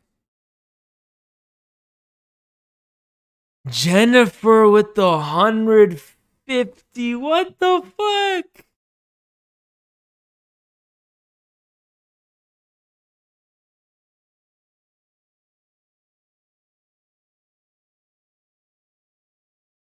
Oh shit. Jesus.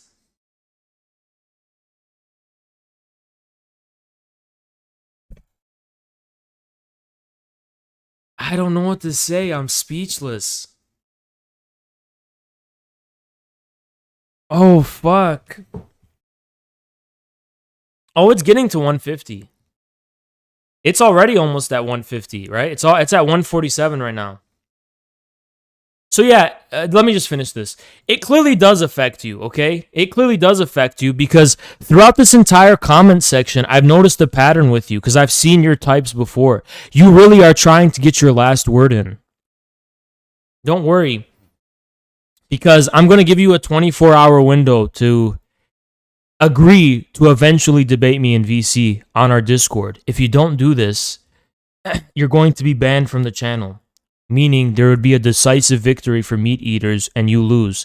And you can't just say that it's unfair since I'm banning you, because I'm giving you the opportunity to actually debate me in the medium that you responded to. So you responded to a video, typing.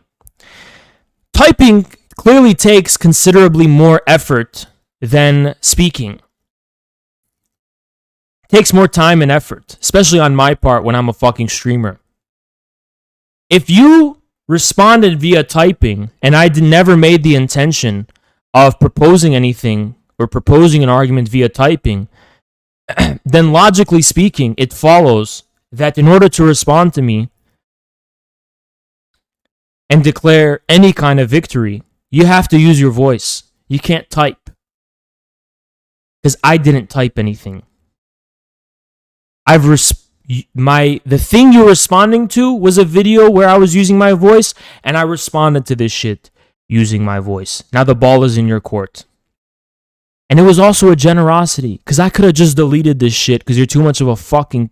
Because you rejected my offer to get in VC, so I could have just ended it there. But I afforded you proof that I indeed am capable of destroying your arguments. So do you have a response? We'll see if you VC. You humiliating me in front of your audience is like a 2-year-old humiliating me in front of his other friends for not having a little baby head. First of all, our audience is exceptionally old relative to other audiences on Twitch, so this is a lie. But if you weren't implying that they were merely immature but just unintelligent, you have yet to demonstrate any level of stupidity on my part. I just demonstrated you're a fucking idiot. So the assumption that I'm the stupid one can no longer even be entertained with the greatest benefit of the doubt. With the minimal benefit of the doubt, it couldn't even be entertained. You think that it's somehow established silently and implicitly that I'm the stupid one here, but the only thing you had to show for proving I'm an idiot was this. But I just destroyed and tore this whole piece of shit fucking tirade apart. So how can you say that I'm the stupid one? When the only proof that you offer that I'm stupid only proves you're a fucking moron. And I'm not just saying that, Anon. I proved it. I took almost 3 hours of my time to prove it. On stream. So what does that say, Anon? LMAO, you weren't laughing. I'm adding another L. You're getting put in your place by people significantly smarter than you. If this constitutes putting me in my place, what does the treatment I just gave it constitute? One's in the okay, I want you to watch this, Anon. I know you're watching. One's in the chat if I put Anon in his place, and he's the one who got put in his place. And also, one's in the chat if he got put in his place even before I responded, because he exposed what a fucking dipshit he is. Oh wow, Anon. I guess my community is too niche. So if my community is niche, find your non-niche community and see if you can get a chat that goes that fast.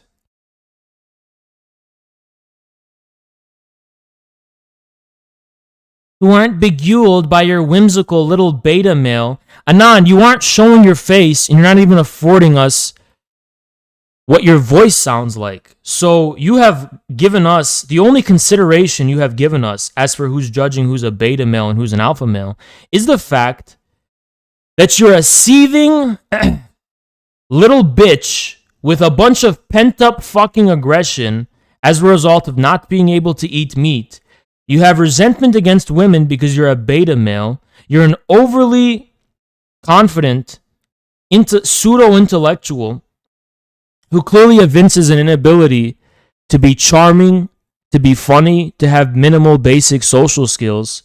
It's very clearly, Anon, you're the fucking beta male here. You're a fucking pussy by default. I win by default.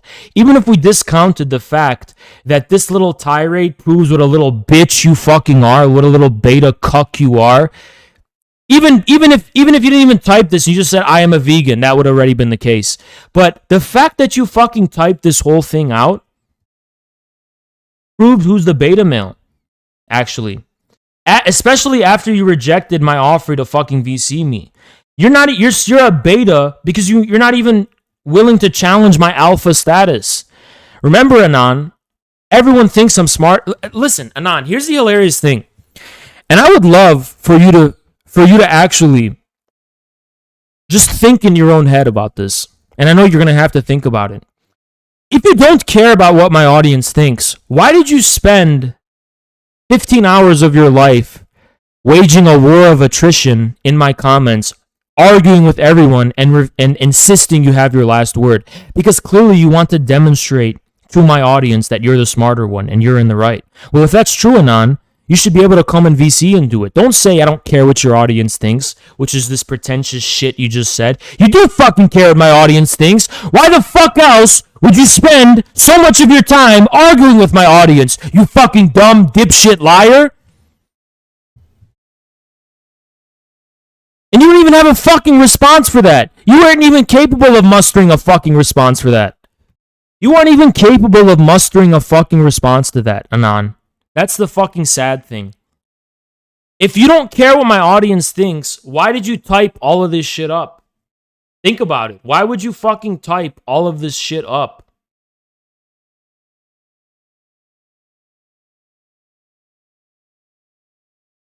It's really pathetic.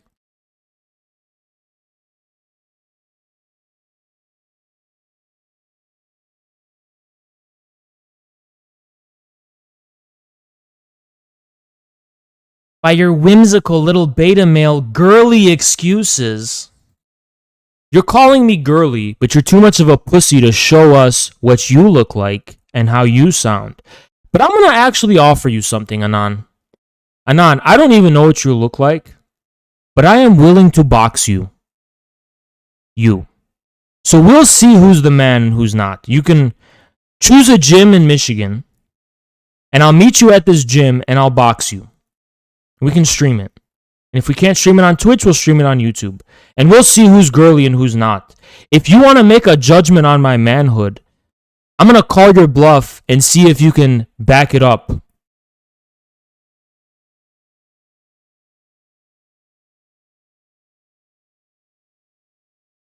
And juvenile soliloquies, you're just trying to use big words to sound smart when you could have used simpler words to convey the same thing, which proves you're a fucking dipshit pseudo-intellectual bitch. Nothing more. Unlike all of the suits in your audience. Oh, really? They're suits? So all 500 of my audience, which is what I get on most days this week, they're all suits, right? You're the non-suit and they're all the suits, right? But can you prove it? And you're insanely bothered by that. No, Anon, what I'm insanely bothered by is the thought. It's just a thought in your head, right?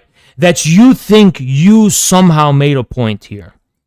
All I needed to do, Anon, was tear this apart so you personally can know in your head what a dumb fuck you are. And you can say and do whatever you want, Anon, but I got in your fucking head. And I fucking humiliated you, and I own your manhood now, for life. You can come in VC to disprove that, but that's the only fucking thing you can do. Pussy, bitch. I'm going to drink 75 gallons of soy milk now. Why does promising me to deepen your emasculation own me? This is the biggest self-own I've ever fucking heard. Whilst imagining the Shakespearean prose artistry you'd concoct. I've never heard anyone try to sound so smart in my fucking life. Do you think that you sound smart or clever by saying this? You're literally just fucking cringe. If tasked to define a word that other people have no problem defining while half asleep, then I would like to personally challenge you to come on my show and define bad in a way that's going to hold up to the scrutiny of how the word bad is actually used in real life. And you don't have to be half asleep, Anon. You could do it while fully awake. And you're going to have to justify to me why that specific word, that specific definition has to be the word bad.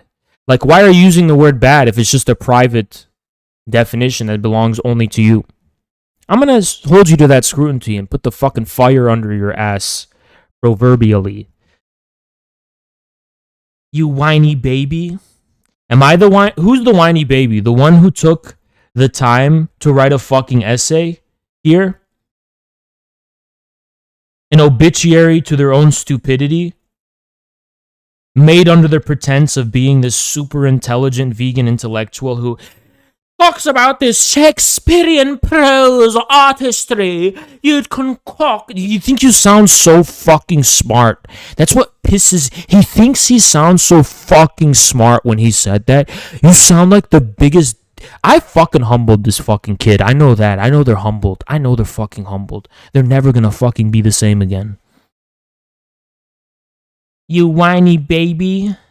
I'm the whiny baby, really? Am I the one in a fucking random comment section of a guy I don't fucking know?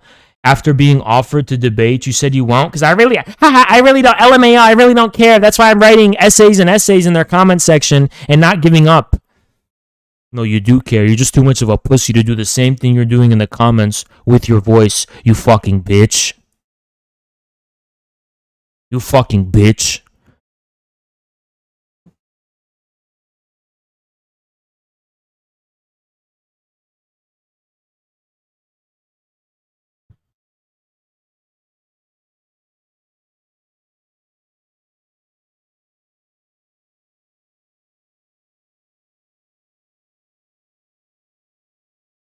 You fucking bitch.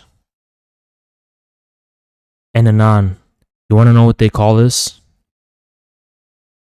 Anon, let me just show you. Let me top off. Anon, let me show you what this is called. Ready?